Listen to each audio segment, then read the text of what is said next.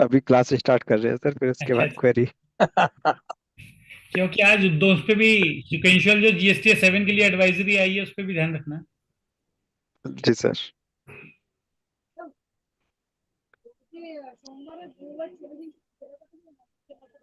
मेरे सभी डेलीगेट से रिक्वेस्ट है, आज काफी देर हो गई, तो इसका माइक्रोफोन सब लोग बंद कर लें प्लीज अपने। और अपने सरस्वती पुत्र श्री अंकित जी को मैं रिक्वेस्ट करूंगा अपना उद्बोधन प्रारंभ करने के लिए। उससे पहले गायत्री का जाप सभी लोग कर लें मेरे साथ। ओम भूर्भुवः स्वः तत्सवितुर्वरेण्यं भर्गो देवस्य धीमहि धियो यो न प्रचोदयात्। Thank you everyone. Ankit sir, अपना प्लीज आज का अपना सेशन स्टार्ट। धन्यवाद सर। आज की वेबिनार में आप सभी का स्वागत है। आज की सर एक क्वेरी आई हुई थी। क्वेरी है सर, जैसे म्यूनिसिपल डिपार्टमेंट होता है तो वहाँ पर मैन पावर की सप्लाई होती है। तो जो आदमी मैन पावर सप्लाई करता है, म्यूनिसिपल डिपार्टमेंट ने उसे कहा है कि आप हमारे से जीएसटी चार्ज ना करें, आप हमें टोटल बिल देंगे, क्योंकि हमारे पे कोई मैन पावर सप्लाई के ऊपर कोई जीएसटी लायबल नहीं है। तो क्या ऐसा कोई जियो या कुछ आप लोगों के नॉलेज में है तो प्लीज। सर, जीएसटी तो मैन पावर सप्लाई में मेरी जानकारी सभी में लगता है। पहले यूनिवर्सिटी को exemption has been taken over, तो मैं समझता हूँ सभी को जीएसटी देना पड़ेगा मैन पावर सप्लाई में। हाँ अंकित जी, इसमें थोड़ा सा चेंज है। इसमें रिसिपेंट को आरसीएम के अगेंस्ट में टैक्स देना है। रिसीप नहीं, रिसिपेंट। वो तो म्यूनिसिपल डिपार्टमेंट हो गया। जी। तो रिसिपिएंट तो जी, तो यहाँ जो सप्लायर है उसे मेन पावर सप्लाई पे टैक्स नहीं देना, उसे बिल इश्यू करना है। उसको रिसिपेंट उस पर जमा करेगा। असल में उनका कहना ये है, देखो मैंने एक ये चीज शेयर भी की है आपको। जी। तो उसमें उनका कहना है कि इसके अगेंस्ट में हमारे पे कोई लायबिलिटी नहीं बनती। ऊपर चलिए थोड़ा सा, ऊपर वाला, उसमें ऊपर ऊपर ऊपर। उनकी नहीं बनती है तो मैं रेसिपिएंट को पे करना, तो कहाँ से देगा? कॉन्ट्रेक्टर है, अपने घर से तो नहीं देगा ना, तो प्रॉपर्टी उसमें कहाँ है इतना? देखिए यहाँ पर ये आर्टिकल 243 डब्ल्यू के अंदर कवर कर रहे हैं। यदि इसको उसके अंदर जो जी सर्विसेज हैं, यदि जी वो जी जी। म्यूनिसपैलिटी की यदि उसके अंदर हैं तो टैक्स फ्री होंगी।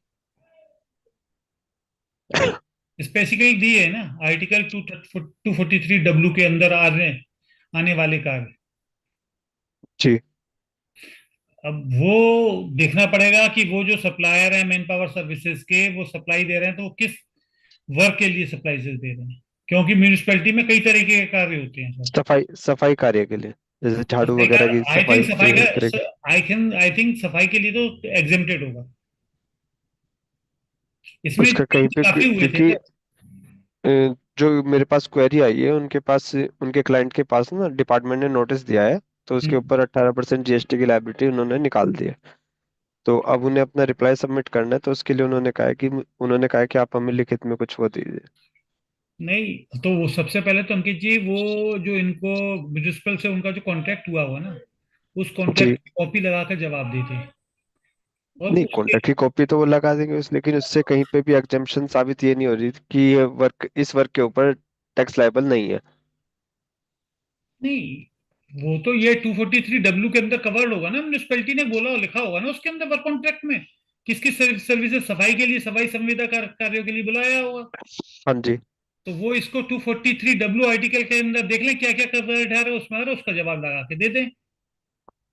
यदि वो और- चार्ज करके, जी। टैक्स टैक्स होता है, चार्ज करके नहीं जमा करते तभी तो नोटिस देगा डिपार्टमेंट। जब मेरे पे एग्जाम सर्विसेज है तो मैं क्यों दूंगा? 234 की लिस्ट कहाँ से मिल सकती है ये? आर्टिकल 243 डब्ल्यू को डायरेक्ट गूगल पे देख लें वो, या नगर निगम से मिल जाएंगी, नगर म्यूनिसपैलिटी। निगम से ही। हाँ वहां पर होगी, उसी के अंदर उनको सब दी गई होंगी 243 डब्ल्यू में। क्योंकि देखिए पहले यूनियन टेरिटरी लोकल अथॉरिटी को पहले था, इसमें गवर्नमेंट एंटिटी को किया था, फिर हटा दिया गया। काफी चेंजेस हुए ना जनवरी 22 में। जी। हाँ, गवर्नमेंट अथॉरिटी और गवर्नमेंट एंटिटी को हटा दिया। और अभी भी म्यूनिसिपल अथॉरिटीज तो शायद उसके अंदर इंक्लूड है। तो उसी से उसका रिप्लाई उसके साथ सबमिट करें वो जी उसके जी, बाद तभी। बिल्कुल बिल्कुल। ये अधिकारी कह रहा है तो वो सीधा कहता है कि मेरे पे कैसे एप्लीकेबल होता है ये बता दें। ये थोड़ी ना लो में कि भाई आप पे आपने सर्विसेज नहीं दी तो आप पे 18% लगता है। क्योंकि गवर्नमेंट डिपार्टमेंट्स को, जैसे हमारे यहाँ जो ये डेवलपमेंट अथॉरिटीज हैं, इसमें जो मेन पावर सप्लाई कर रहे हैं उस पर आरसीएम है, रेसिपिएंट तो को। गवर्नमेंट डिपार्टमेंट उस पर आरसीएम जमा करता है। जी, मैन पावर अच्छा। सप्लाई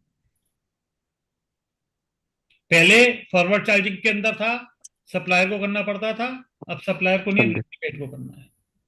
तो इसमें कोई चेंज आया था या कैसे? जी जी, चेंज आया था ये 2018 में शायद आया था, 2018 या 19 में। मैं देख के बता दूंगा, एक नोटिफिकेशन निकला था। ठीक। तो सिर्फ मैन पावर सप्लाई पे आरसीएम है, बाकी सब सप्लाई पे एफसीएम है। नहीं, हाँ नहीं, एक्चुअल में क्या, हाँ मैन पावर सप्लाई, बाकी तो आप सप्लाई करेंगे ही। देखिए सर, जी गुड्स जी जी। सप्लाई करोगे तो गुड्स हाँ जी। फॉरवर्ड चार्जिंग में चाहे टैक्स लगाओगे ही कुछ लगाओगे। हाँ जी। हाँ जी, हाँ जी, जो भी उसमें आप तो है। ट्रांसफर कर रहे हैं, मेन पावर सप्लाई के अंदर ये था कि सफाई उस पे ये लोग लेते थे डेवलपमेंट में, तो उस पर जी। आरसीएम उसको देना था। इसको सर डिटेल में देखना पड़ेगा कि यूनिवर्सिटी में 2016 के बाद आया था, 2016 जुलाई से। तो ये समय समय पे चेंज होता, तो लेटेस्ट सर्कुलर देखना पड़ेगा किस किस का एग्जाम्पशन खत्म हुआ है। सिंह साहब, ये वही बता रहा हूँ, 2018 में इसमें चेंजेस आए हैं। क्योंकि यूनिवर्सिटी सिस्टम में 2016 में आया था, तब I join BBO, that time इन्होंने कंपलसरी कर दिया, prior to sir that there is sir exemption. तब सर तब वो वेट वेट टेन्योर था और सर्विस टैक्स का था। दैट इज जीएसटी का था। नहीं सर, जीएसटी 2016 में तो जीएसटी नहीं था सर। 2016 में आया है सर, मैं यूनिवर्सिटी ज्वाइन किया था 2015, तो 2016 में उन्होंने लगा दिया था। सिंह साहब ठीक है, मगर उस टाइम सर्विस टैक्स हो सकता है सर, वो सर्विस टैक्स के अंदर हो। जीएसटी तो सर 17 में तो आया। 2017 में जुलाई चालू हुआ। 17 से आया। जुलाई हाँ 17 से आया। 2017, आई थिंक 2017 जुलाई से। जी, 1 जुलाई उस 17 से। समय, उस 2017 जुलाई से, सही है सर। इसीलिए कि उस समय उन्होंने रेज करना शुरू किया था, उससे पहले एग्जेम्प्टेड थी यूनिवर्सिटी सिस्टम। तो you are right that way. Sir उससे पहले educational brochure, educational services sir आज भी एग्जेम्प्टेड है उस टाइम। मगर उसके बाद, जुलाई के बाद जब ये जीएसटी के अंदर लाए हैं सर, तो जो यूनिवर्सिटीज के अलावा जो ब्रोशर्स और ये बेचे जाते हैं, सेल्स किए जाते हैं, उसको उन्होंने आउटवर्ड सप्लाई में टैक्सेबल लिमिट में लाए हैं। जी सर, तो यूनिवर्सिटी ये ब्रोशर सर भी। जो आउटसोर्स उसी समय से टैक्सेबल हुआ था, जी जी फ्री था जी टैक्स। जी जी जी सर, संजय सही। सर, जी सर। संजय सर, इस सब्जेक्ट का थोड़ा सा कंसेप्ट मैं आपसे पूछना चाह रहा हूँ इसी विषय में। जो सप्लायर है वो तो अनरजिस्टर्ड है, हम्म और कारपोरेशन वाला किसी आदमी को पकड़ा, भैया मेरे को यार जुगाड़ करके आदमी दो काम के लिए, हम्म उसने किसी के कर्मचारी बोलने से 2 दिन 3 दिन के लिए भेज दिया, हम्म। तो उसके पास जीएसटी का कैसे ऐसे नोटिस फरमाना जाएगा? बोथरा जी, पहली बात तो गवर्नमेंट डिपार्टमेंट के अंदर जो भी बंदा कोई भी सप्लाई करेगा वो रजिस्टर्ड होगा। रजिस्टर्ड अनरजिस्टर्ड होना व्यक्ति चाहिए। कोई सप्लाई कर ही नहीं सकता। रजिस्टर्ड मतलब क्या, जीएसटी में होना होगा तो हाँ, उसका जीएसटी जीएसटी देना पड़ेगा ट्रेड उसको। लाइसेंस होना, रजिस्ट्रेशन में होगा। GST GST. अच्छा, नहीं तो अब काम नहीं मिलेगा। अब हर गवर्नमेंट डिपार्टमेंट के अंदर हो गया है कि जो भी आपका वेंडर है वो जीएसटी में रजिस्टर्ड होना चाहिए। अच्छा। पहले था पेटी वर्क के लिए अलग से पेमेंट हो जाते थे, और अब गवर्नमेंट ने बंद कर दिया। अच्छा। अब जो ऑलरेडी रजिस्टर्ड होगा उसी को मिलेगा। संजय सर, जी सचिन जी।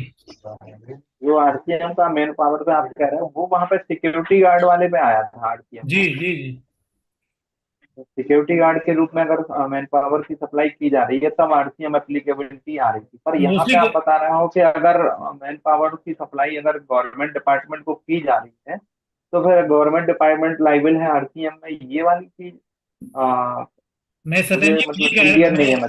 मैं ये नहीं कह रहा, मैं ये नहीं कह रहा हूँ, पूरी बात मैंने कहा इसमें 2017 में चेंज आया था कि मैन पावर सप्लाई, वो आपने बिल्कुल सही कहा, सिक्योरिटी सर्विसेज के ही लिए आया था, बिल्कुल सही कह रहे हैं, वही उसी की बात कर रहा हूँ मैं। उस समय अरे दोनों में था सर, सिक्योरिटी एंड लेकिन मैन पावर, जहाँ तक मैं समझ दोनों में था जीएसटी, जी, जो टैक्स की बात कर रहे हैं। तो सचिन जी वो देख लीजिए, वो उसमें पूरी इतना डिटेल तो मुझे याद नहीं है, मगर सिक्योरिटी सर्विसेज प्लस था, तो वो हाँ, ये 2018 या 19 के बिगनिंग में, 18 के लास्ट में आया है ये चेंज। 10 अक्टूबर 18 के तो आसपास है करीब। फिर वो ये देखना पड़ेगा ना सर कि जी बाकी जी। की मैन पावर सप्लाई अगर बाकी की है तो फिर सप्लायर चार्ज करके ही दे रहा होगा ना फिर तो। नहीं तो ये तो कह रहे हैं उसने सप्लाई चार्ज ही नहीं किया है। नहीं, यहाँ तो आप अब यहाँ तो ठीक है, म्युनिसिपल कॉर्पोरेशन को जो अपन का ये आर्टिकल दे रहे हैं ना 243 जो दिया हुआ है आर्टिकल, उसके अंदर अगर वो सेवा कवर है मैन पावर की तब तो ठीक है, अगर वो नहीं कर एग्जेम्प्ट रहा है, है। बिल्कुल बिल्कुल, उसके हाँ, अलावा नहीं है तो टैक्स। वहाँ तो उसके अलावा है तो फिर 18% जीएसटी चार्ज करके ही देगा ना फिर, चाहे वो गवर्नमेंट को ही दे रहा हो सर्विस। बिल्कुल बिल्कुल बिल्कुल। हाँ, सत्यन जी उसके बिना लेगा भी नहीं, गवर्नमेंट डिपार्टमेंट विदाउट लेगा नहीं, क्योंकि वो भी कहाँ दिखाएगा सर्विसेज को, सिंपल तो नहीं ले सकता। यदि बिल्कुल सर जी, वो तो टैक्सेबल सर्विसेज को टैक्स एग्जेम्प्टेड में कैसे ले लेगा बिल, लेगा ही नहीं, पेमेंट ही नहीं होगा। सर सही कह रहे हैं इसमें। नहीं, तो इसलिए मैं कह रहा हूँ ना सर, केवल हमें वो मेन पावर वाला तो मुझे याद है कि मेन पावर जो सिक्योरिटी गार्ड के रूप में हो रही है उसमें तो आरसीएम को लागू कर दिया था। पर बाकी की जैसे आप कह रहे हैं डेवलपमेंट अथॉरिटीज जो भी हैं और उनके पास भी अगर मैन पावर सप्लाई की जा रही है, अगर वो उसके तहत नहीं है, सिक्योरिटी गार्ड के तहत अदर कोई मैन पावर वर्किंग है, तो फिर सप्लायर चार्ज करके ही करेगा ना फिर तो। मैं वही कह रहा हूँ सत्यन जी, मोस्टली जितनी भी डेवलपमेंट अथॉरिटीज के अंदर पूरा एम्प्लॉयज का होता है, उनके रिक्रूट करते हैं। और कुछ जगह जैसे ये प्राइवेट जो उनके मोनूमेंट्स हैं या ये चीजें उन पे सर्विसेज के लिए वो प्राइवेट सिक्योरिटी गार्ड्स ही लेते हैं, वो सब उसके वो अंदर ही रहते सिक्योरिटी गार्ड। हाँ, हैं। जगह केस अलग अलग हो सकता है सर, किसी और जगह किसी डेवलपमेंट अथॉरिटी के अंदर होगा तो वहां पर उनका सप्लायर 18% चार्ज लगाएगा ही लगाएगा। बिल्कुल सर, जैसे कंप्यूटर ऑपरेटर के लिए किसी को बुला लिया है, डाटा एंट्री के लिए किसी को बुला लिया, मतलब मैन पावर ले ली उनने, तो फिर तो 18% सप्लायर लगाएगा, लगाएगी लगाएगा। लगाएगा ही लगाएगा जी, सर, टैक्सेबल सर्विसेज देगा तो लगाएगा ही लगाएगा। बिल्कुल। एक सर आप रजिस्टर 7 के एडवाइजरी के लिए बता रहे थे सर, उस पर थोड़ा सा आपने अगर देखा हो तो। अंकित जी ऐसा हुआ, जैसा भी हुआ कि ये जो चेंजेस आया था स्क्रैप मेटल्स के लिए, इसमें रजिस्ट्रेशंस लेने थे लोगों को अक्टूबर में, क्योंकि जी 10 अक्टूबर से ये एप्लीकेबल हुआ था। तो जी लोगों ने जो उसके लिए उनको टीडीएस काटने के लिए रजिस्ट्रेशन लेना था, तो जी लोगों ने क्या किया, टीडीएस के लिए अप्लाई किया, मगर उनको रजिस्ट्रेशन ग्रांट हुए नवंबर में। जी। तो जब वो अक्टूबर का टीडीएस का रिटर्न फाइल करने जा रहे थे तो वहां पर उसकी विंडो में नहीं आ रहा था अमाउंट। हाँ जी। टेक्निकल पे जब सारी चीजें गई जीएसटी में, तो अब उन्होंने एडवाइजरी करी है कि आप जो अब अक्टूबर में आपको फाइल नहीं मिला, नवंबर में मिला है, तो नवंबर की विंडो खुल रही, तो अक्टूबर प्लस नवंबर का पूरे डिटेल्स कंसोलिडेट करके फाइल कर दीजिए, अक्टूबर और नवंबर दोनों मिला के मिला के अपनी नवंबर के रिटर्न में सबमिट कर दें। रिटर्न। बस ये उन्होंने भेजा है। ठीक। और एक चेंज हो गया वो सर, वो डीजीजीआई वाले में 4 दिसंबर को ठीक। नोटिफिकेशन आया। बेसिकली अभी तक क्या था ना कि डीजीजीआई को ऑल इंडिया का ज्यूरिडिक्शन था, जी उन पे बहुत ज्यादा लोड था उस टीम पर, तो अब उसके जी लिए उन्होंने ज्यादा पावर कर दी गई है कि जहां पर जो एक ही मैटर में यदि वो 100 लोगों को नोटिस देते हैं, उनके ज्यूरिडिक्शंस अलग अलग हैं। जैसे हो हाँ सकता है जी। एक काम की 10 जगह हो सकती हैं, तो 10 जगह नहीं होगी, जहां पे सबसे ज्यादा टैक्स का इन्वॉल्वमेंट होगा वहां का जो उनका ज्यूरिडिक्शनल जॉइंट कमिश्नर होगा या असिस्टेंट कमिश्नर होगा, डिप्टी कमिश्नर और जॉइंट कमिश्नर, वो उसको एडजुडिकेट करेगा, उसके बारे में तो लगा। 10 नंबर में से जिस भी एक नंबर पर ज्यादा टैक्स का इन्वॉल्वमेंट है बस वहां का जो एडजुडिकेटिंग अफसर है वो पूरे केसेस को देखे। वो पूरा basis। और उसमें ये लिया कि जिनमें पहले नोटिस जा चुके हैं उनमें तो ये है, ये बाद में भी यदि कोई जाता है, इस यानी 25 नवंबर 27 नवंबर को नोटिफिकेशन आया था, 27 तारीख को, उसके बाद जी। भी किसी का नोटिस आता है तो वो उसको भी उसी अकॉर्डिंगली एडजुडिकेट किया जाएगा। बेसिकली उन्होंने वहां पर पावर को डिस्ट्रीब्यूट किया है, डीडीजीआई का अलग अलग उन्होंने ज्यूरिडिक्शन को एडिशनल दिया। 2017 का जो नोटिफिकेशन था उसको अमेंड किया था पहले 22 में, और 22 के बाद अब इन्होंने 24 में जो चेंज किया उसी में है, 27 नवंबर को चेंज किए, 2 चेंजेस हुए हैं उस नोटिफिकेशन में। बाकी से किसी और सदस्य की कोई क्वेरी हो जीएसटी रिगार्डिंग? अंकित जी, जी सर। सर मेरी एक क्वेरी है। रविंद्र गांधी बोल रहा हूँ सर, देवबंद से। जी सर। जी जी। सर मेरी क्वेरी है सर, मैंने दिसंबर 2020 का ओटीसी गलती से उस वक्त जमा ना करके जनवरी 22 में जमा किया सर। अधिकारी ने 73 का नोटिस दिया सर, और उस पर इंटरेस्ट की लायबिलिटी मांग रहा है। जी जबकि मेरे पास उतना ओटीसी लगातार चलता रहा सर, और अभी मेरे पास लगभग 10 लाख रुपए मेरा कैश में पड़ा हुआ है।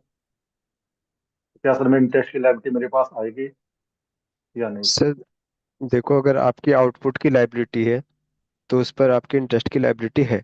अगर आपकी लाइबिलिटी इनपुट की है तो उस पर आपकी इंटरेस्ट की लाइबिलिटी नहीं है। नहीं सर, वो ये इसमें कह क्या रहा है कैश लेजर में पड़ा था इसमें पैसा, कैश लेजर में कंटिन्यू था ना सर आपका 2020 से। नहीं, इलेक्ट्रॉनिक क्रेडिट लेजर में सर, अंकित जी इलेक्ट्रॉनिक क्रेडिट क्रेडिट लेजर में। लेजर में था क्रेडिट बंद क्रेडिट कैसा? सर, कैश क्रेडिट लेजर में नहीं लेजर था में ना। भी हो, अगर आउटपुट की टैक्स लाइबिलिटी है सर, तो अगर क्रेडिट लेजर में अमाउंट पड़ा है तब भी इंटरेस्ट की तब भी लाइबिलिटी लगेगा, आएगी सर। बिल्कुल लगेगा, हाँ यदि बिल्कुल, जमा नहीं किया। कैश लेजर में अगर होता तब ना, कैश नहीं लेजर में होता तब नहीं। नहीं सत्यन जी, ऐसा नहीं है। बेसिकली क्या है, इन्होंने सर, रिटर्न ही लेट डिफ फाइल किया है, आउटपुट लायबिलिटी लेट डिस्चार्ज करी है।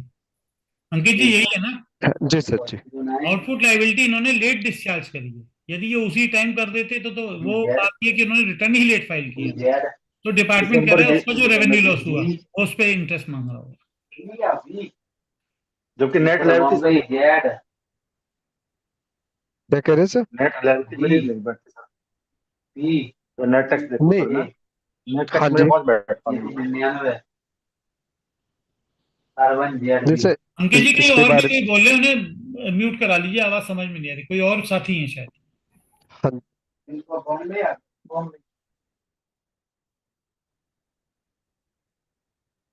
अंकित जी जी थोड़ा सर। सा ऐसा था, हाँ जी। हाँ जो जी सर। एक इंटरेस्ट सेकंड तो सर, हाँ जी, आप बताइए। इंटरेस्ट तो जमा कर दिया सर, जो रिटर्न थी लेट फाइल करी है उसमें। नहीं, उसमें इंटरेस्ट नहीं जमा करा है रिटर्न में, बाकी उसका सेटअप जो इंटरेस्ट आ रहा था उसको बाई चालान जमा किया है। तो उसके लिए क्या नोटिस इशू होगा क्या अंकित जी उसके लिए? सर, इंटरेस्ट का आपने फिर डीआरसी किया होगा ना? नहीं सर, नॉर्मल जमा किया है। तो वो सर, तो नॉर्मल अभी के जमा कर कैश दिया वो लेजर तो में होगा।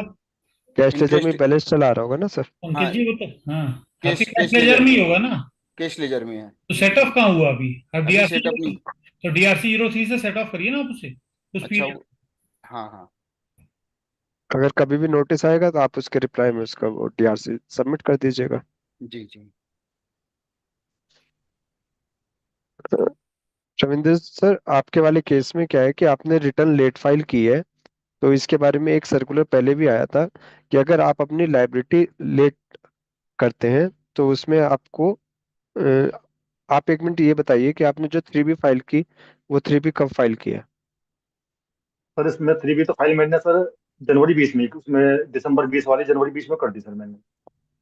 3B फाइल तब कर दी, ठीक है। जी, रिटर्न तो मैंने फाइल दिसंबर में ही कर दी सर, लेकिन स्थिति क्या रही कि आईटीसी तो मैंने उस पर अवेल कर लिया, ओटीसी साथ में, लेकिन जो मेरा हम्म। सेस था, हम्म। सेस भूलवश रह गया सर।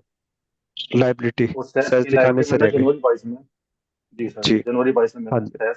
तो फिर उस पे इंटरेस्ट की लाइबिलिटी बैठेगी, क्योंकि सर इसके बारे में एक सर्कुलर भी आया था, उसमें उन्होंने कहा था अगर आप सेम मंथ की रिटर्न आप लेट फाइल कर रहे हैं, सपोज कीजिए जैसे आपकी जनवरी की रिटर्न है, आपने मई में फाइल की, 4 महीने हाँ डिले हो गया या 5 महीने डिले हो गया, तो उसमें जो आपकी लाइबिलिटी है वो आपने रिटर्न लेट फाइल करके अपना क्रेडिट लेजर से एडजस्ट कर दिया, बाकी जो कैश लाइबिलिटी उस पर आपने इंटरेस्ट पे कर दिया, तो वहां पर आपको सिर्फ जितना कैश से आपने सेट ऑफ किया उस पर इंटरेस्ट की लाइबिलिटी आएगी।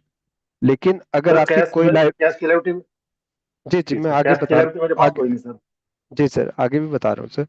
अगर आपकी कोई लाइबिलिटी ऐसी है जिसको आपने लाइबिलिटी को शो ही नहीं किया उस मंथ में, और उस लाइबिलिटी को आप नेक्स्ट किसी भी मंथ में शो करके आप सबमिट कर रहे हैं, तो उस पर आपकी, चाहे वो क्रेडिट से आप एडजस्ट कर रहे हो चाहे कैश से एडजस्ट कर रहे हो, तो आपकी इंटरेस्ट की लाइबिलिटी आएगी।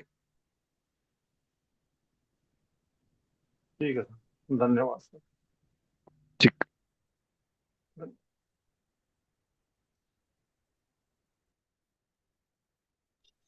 अंकित ठीक है जी, सर। जी सर, टाइम। टाइम हो गया, साहब आ गए। जी सर। जी सर। आज के जो हमारे मुख्य वक्ता हैं, हमारे सरस्वती पुत्र श्री लवकुश जी पधार चुके हैं। मैं रिक्वेस्ट करूंगा लवकुश सर से, सर अपना वीडियो ऑन कर लें सर, आ जाए।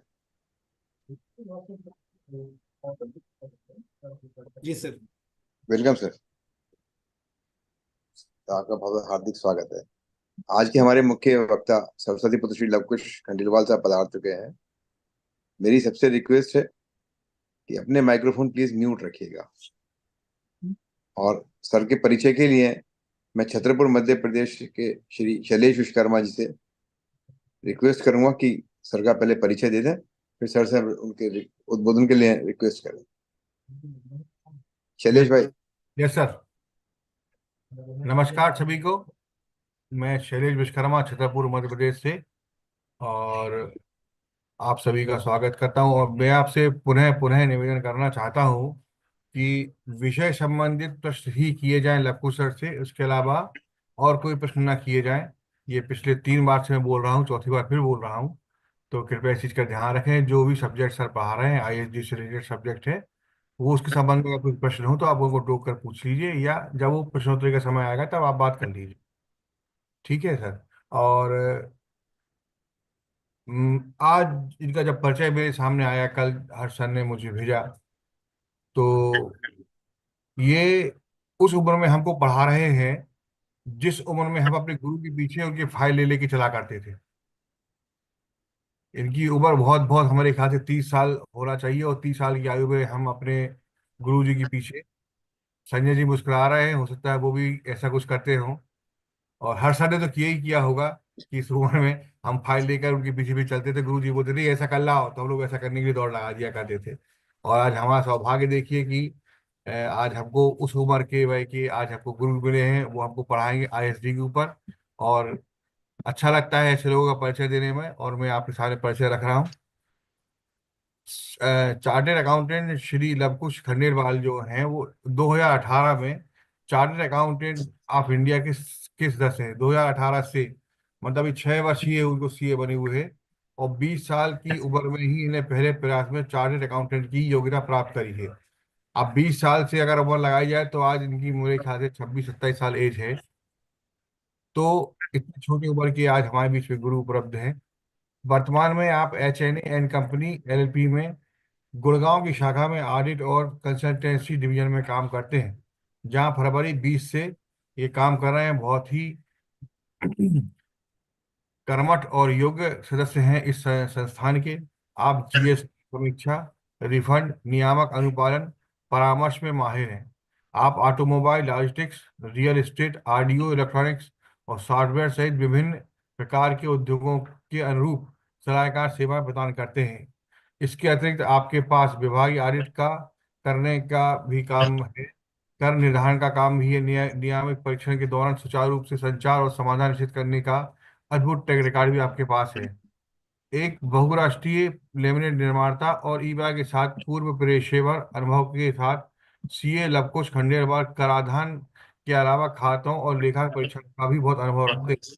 आपकी व्यवहारिक समझ और विश्लेषणात्मक दृष्टिकोण आपकी क्लाइंटों की जरूरतों को प्रभावी ढंग से पूरा करने के लिए एक अलग लाभ देता है। आपने विभिन्न पेशेवर प्लेटफॉर्मों के लिए सत्र आयोजित किए हैं। ग्राहकों की विशिष्ट आवश्यकताओं के आधार पर उनके लिए अनुकूलित सत्र भी प्रदान किए हैं। इन सत्रों में जीएसटी, ऑडिट, अनुपालन और एक्सेल आदि अनेक विषयों को शामिल किया जाता है, जो मूल संचालन अंतर्दृष्टि प्रदान करने की आपकी क्षमता को और अधिक प्रदर्शित करता है। ज्ञान साझा करने की प्रति आप बहुत जरूरी है। दर्शकों के साथ जुड़ने के लिए उत्साहित हैं। अपने गतिशील कैरियर और व्यापक विशेषज्ञ से मूल्यवान सीख लेकर आते हैं। जैसे आप अपने कैरियर के प्रति जुड़नी है और हमसे जुड़ने के लिए उत्सुक है, वैसे हम भी आपसे जुड़ने के लिए बहुत उत्सुक है कि आज ऐसे गुरु हमारे बीच में बैठे हैं जो कईयों से बहुत छोटे होंगे। मेरे ख्याल से शायद आपसे छोटा कोई होगा ही नहीं यहाँ बीच में इस समय। तो मैं अब निवेदन करूंगा आपसे, लवकुश जी से, कि आप लोग उद्बोधन शुरू करें। आदरणीय Lavkush Khandelwal ji. Good evening all of you. Shailesh sir, बहुत बहुत धन्यवाद आपका। जिस प्रकार से आपने इंट्रोडक्शन किया, बहुत ही अमेजिंग था। और शायद ये जो इंट्रोडक्शन है वो मेरी लाइफ का एक सबसे पहला और एक यादगार बहुत ही ज़्यादा इंट्रोडक्शन रहेगा। और मैं उपकाश अधिवक्ता संस्थान का धन्यवाद कहना चाहूँगा, जो उन्होंने मुझे इस मंच पे आमंत्रित किया, अपॉर्चुनिटी दी मुझे कि मैं जो जीएसटी के स्टूडेंट्स हम सभी हैं, उन सबके बीच में मैं कुछ जो चीज़ें पढ़ी हुई हैं उनको थोड़ा सा डिस्कस अपन लोग कर सकें, उसके लिए बहुत बहुत धन्यवाद सर।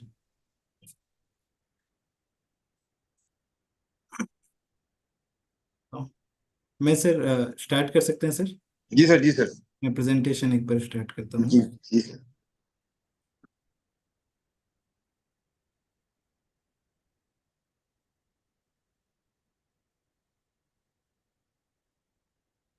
एक बार कंफर्म कीजिएगा सर, स्क्रीन विजिबल है क्या?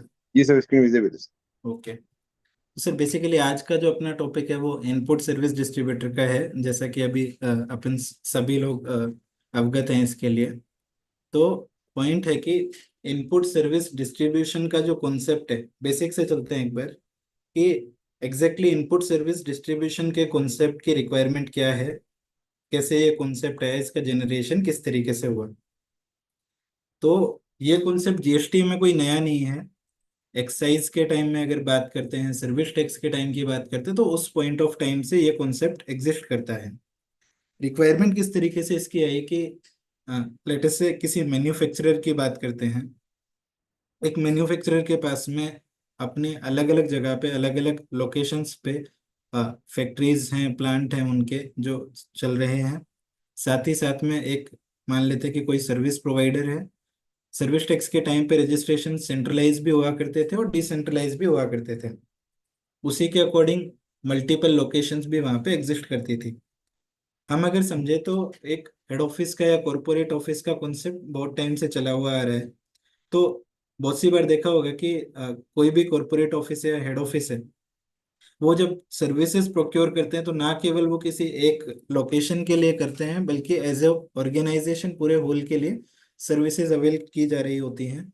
या मैं बात करता हूँ कि एक मैन्युफैक्चरर जो मैन्युफैक्चरिंग में इन्वॉल्व है, उसके मल्टी लोकेशंस पे प्लांट हैं, तो वहाँ पे भी जब गुड सर्विसेज अवेल की जाती हैं तो वो कॉरपोरेट ऑफिस पे अवेल कई बार की जाती हैं। फॉर एग्जांपल मान लेते हैं कि एम्प्लॉय का हेल्थ इंश्योरेंस हो गया, उसकी सर्विसेज हो गई, या फिर ऑर्गेनाइजेशन के अंदर एसएपी का, नेविजन का या किसी दूसरे अकाउंटिंग सॉफ्टवेयर का इंस्टॉलेशन होना है उसके लिए हो गई, या फिर कोई सेल्स का कोई सॉफ्टवेयर है उसकी कोई सर्विसेज हो गई, या फिर मान लेते हैं कि एक ऑर्गेनाइजेशन किसी ब्रांड का यूज कर रहा है उसके लिए जो सर्विसेज हो गई।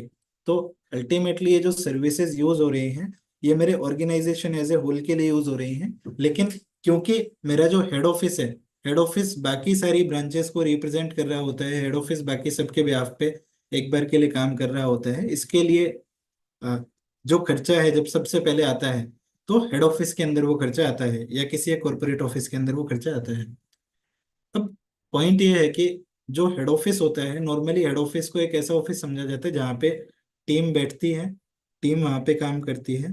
अगर मैं बात करूँ कि क्या मेरे सेल्स के ऑपरेशन वहाँ से होते हैं, तो जनरली ऐसा होता है कि सेल्स के ऑपरेशन हेड ऑफिस से हो भी सकते हैं, नहीं भी हो सकते हैं। अगर ऑपरेशन वहां से नहीं है तो सेपरेट मेरा कोई एक ऑफिस रहेगा जहाँ से मैं ट्रेडिंग वगैरह या मैन्युफैक्चरिंग या सर्विस प्रोविजन की सारी एक्टिविटीज में कर रहा हूँ। तो बात ये आती है सर कि जब मैं उस हेड ऑफिस में सर्विसेज लेता हूँ तो वहां पे मेरा इनपुट का एक्यूमुलेशन हो जाता है, क्योंकि हेड ऑफिस में इटसेल्फ में मेरी कोई आउटवर्ड सप्लाई नहीं होती है। जब मेरा वहां से कोई आउटवर्ड सप्लाई का बिजनेस नहीं है तो क्रेडिट का एक्यूमुलेशन वहां पे होता जा रहा था। जबकि एक्चुअल में आउटवर्ड सप्लाई की अगर बात करेंगे तो जो मेरी रिस्पेक्टिव लोकेशंस हैं, जहां से मेरी मैन्युफैक्चरिंग हो रही थी या जहां से मैं सर्विस प्रोवाइड कर रहा था, उस पर्टिकुलर लोकेशन से टैक्स का पेमेंट हो रहा था।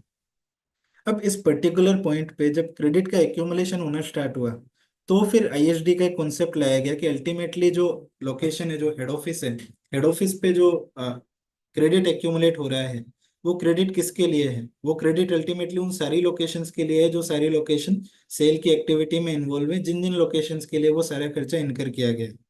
जब एक्चुअल में आउटवर्ड सप्लाई उन लोकेशंस पे हो रही है, खर्चा भी उनसे पर्टेन करता है, तो फिर उस खर्चे को हेड ऑफिस पे रखने के बजाय क्यों ना इस खर्चे के ऊपर जो आईटीसी है, जो क्रेडिट है, क्यों ना इस खर्चे को भी आगे कैरी फॉरवर्ड करके डिस्ट्रीब्यूट कर दिया जाए उन सारी लोकेशंस पे जो एक्चुअल में आउटवर्ड सप्लाई में इन्वॉल्व है, जिनके लिए खर्चा इनकर हुआ है। ठीक है। तो यहाँ से आपके आईएसडी का जो कॉन्सेप्ट है वो जनरेट हुआ, जो स्टार्ट हुआ। तो ये एक्साइज सर्विस टैक्स के टाइम से चला आ रहा है। जीएसटी में बात करते हैं सर, तो जीएसटी में भी सिमिलर टाइप की चीजें हैं। जीएसटी में भी ये सेम कॉन्सेप्ट यहाँ पे अवेलेबल है। तो मैं ऐसा बोलता हूँ कि एक हेड ऑफिस जो होता है वो काम जब कर रहा होता है तो मे बी ऐसा हो सकता है कि हेड ऑफिस खुद से कुछ सर्विसेज प्रोवाइड कर रहा है आगे, या फिर वो कुछ सर्विसेज किसी वेंडर से अवेल करके आगे प्रोवाइड कर रहा है, करा रहा है। अल्टीमेटली जो सर्विसेज हैं वो यूज हो रहे हैं उन ब्रांच ऑफिस के लिए, कॉर्पोरेट ऑफिस के लिए, जिनके लिए अपन बात करके चल रहे हैं, जहाँ पे डिस्ट्रीब्यूशन हो रहा है। ठीक है। अब इसमें एक चैलेंज जीएसटी में आके थोड़ा सा एक डिफरेंट फुटिंग पे चीजें आ जाती हैं। जीएसटी में अपने एक कॉन्सेप्ट है कि जो शेड्यूल 1 के अंदर दे रखा है कि एक टैक्स पेयर डिस्टिंक्ट पर्सन को सप्लाई करता है।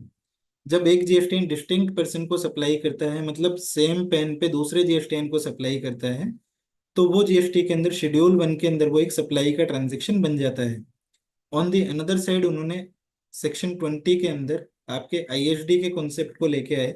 आईएसडी के कॉन्सेप्ट में भी उन्होंने एक चीज बोली कि जब एक हेड ऑफिस है या एक कोई ऑफिस है, वो ऑफिस मल्टीपल लोकेशंस के बिहाफ पे या मल्टीपल लोकेशंस के लिए सर्विस का अवेलमेंट कर रहे हैं, तो उस केस में आईएसडी का कॉन्सेप्ट लगता है।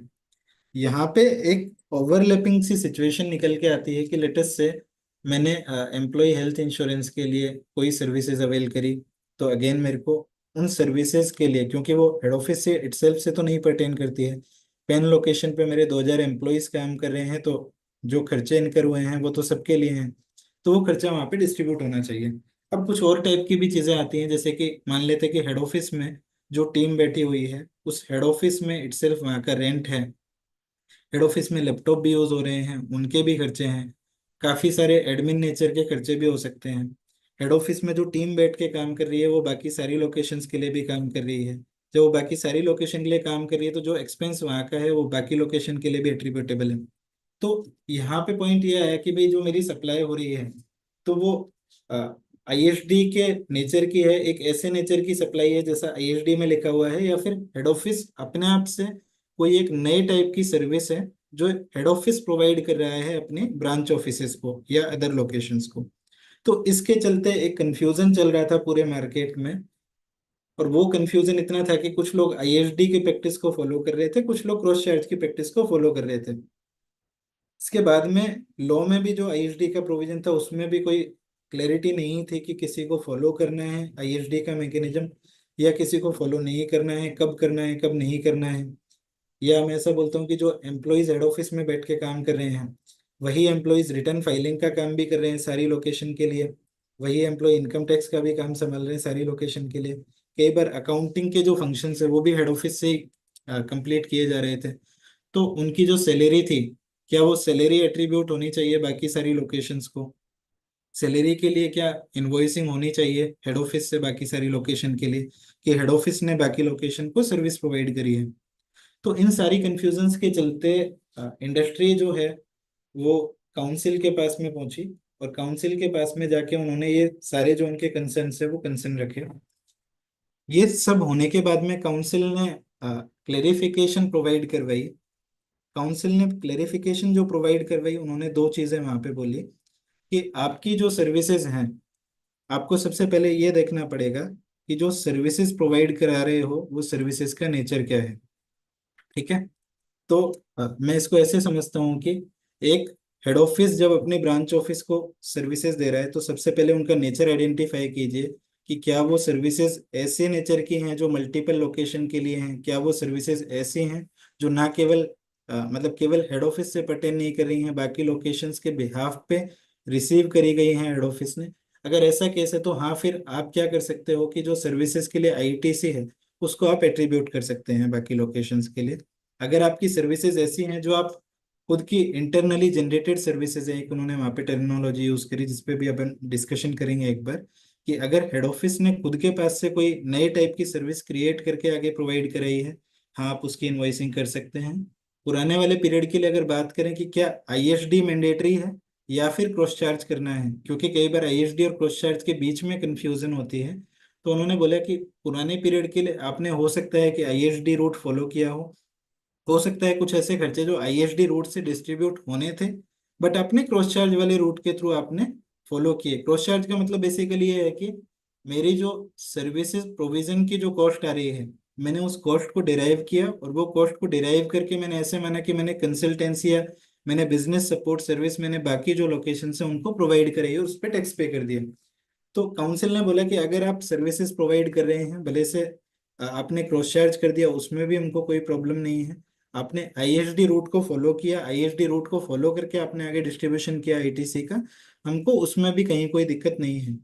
फिर एक और चीज उन्होंने वहां पे बोली कि जीएसटी लॉ में जब डिस्टिंक्ट पर्सन को सप्लाई करते हैं, रिलेटेड पार्टीज को सप्लाई होती है, तो वहां पे एक ओपन मार्केट वैल्यू का कॉन्सेप्ट आता है।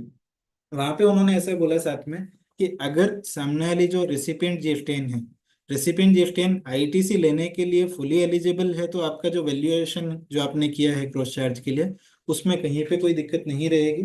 ठीक है। अगर सामने वाला रेसिपिएंट जीएसटीएन आईटीसी लेने के लिए एलिजिबल नहीं है, उसका कुछ आईटीसी ब्लॉकेज वगैरह होते हैं, उसके कुछ एग्जाम टर्नओवर है, वो टाइप की चीजें अगर वहां पे आती हैं, तो आपको ओपन मार्केट वैल्यू का जो कॉन्सेप्ट है उसको फॉलो करते हुए आपको क्रॉस चार्ज करना रहेगा।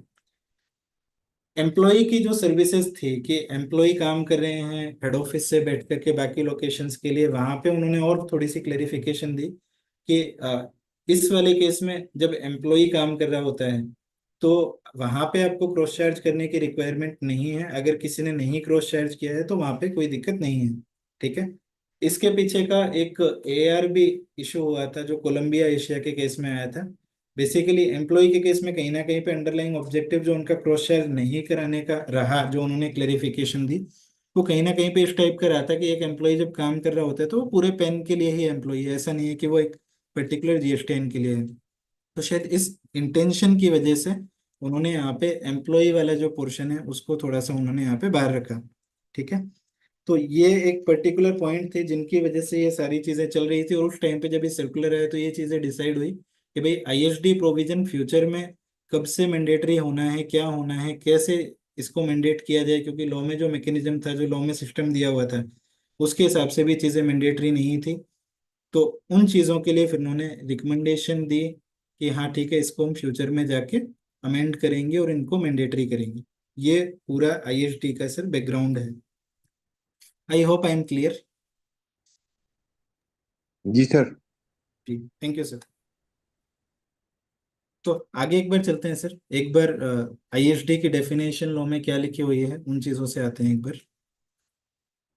ISD is the concept where taxpayer with multiple branches having centralized operation transfer the ITC on common expenditure incurred by one office to other offices। ये ठीक है कि मेरा एक ऑफिस है, उस ऑफिस में खर्चे हो गए। ऑफिस का मतलब बेसिकली ऐसा नहीं है कि मेरी कोई आई विल से कि मेरा कोई प्लेस ऑफ बिजनेस है उस तरीके से। ऑफिस का मतलब जस्ट उन्होंने एक जैसे अपन कॉर्पोरेट ऑफिस, हेड ऑफिस, उस टाइप की टर्मिनोलॉजी यूज करते हैं, तो वो एक ऑफिस को यहाँ पे वो रेफर करके चल रहे हैं। अदरवाइज इसका मीनिंग और कुछ स्पेसिफिकली कुछ और नहीं है।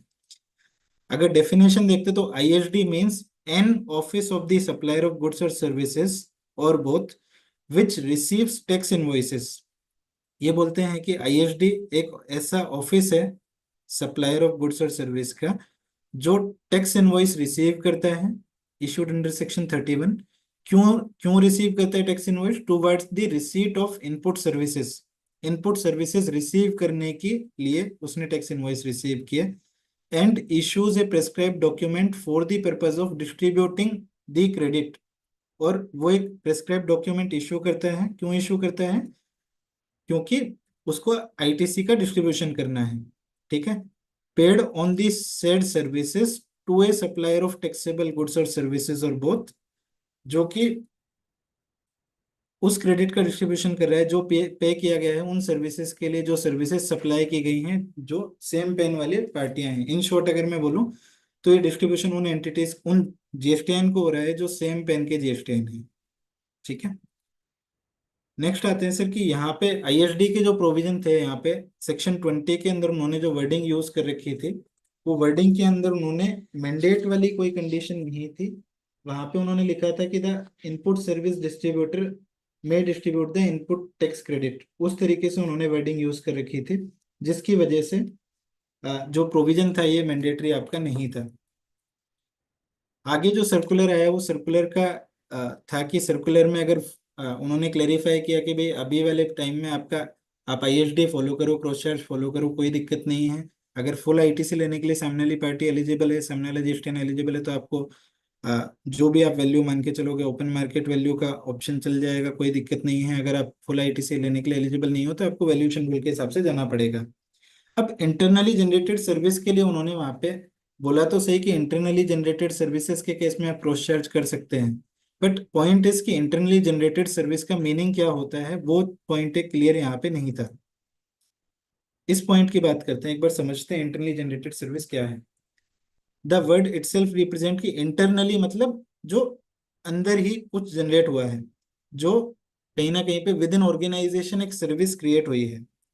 अब इसके एग्जाम्पल समझते हैं एक बार। एग्जाम्पल इसके क्या हो सकते हैं, लेट अस से पूरे ऑर्गेनाइजेशन में एक जो मेरा ऑर्गेनाइजेशन है उसका बिजनेस है कैमरा सेल करने का, ठीक है।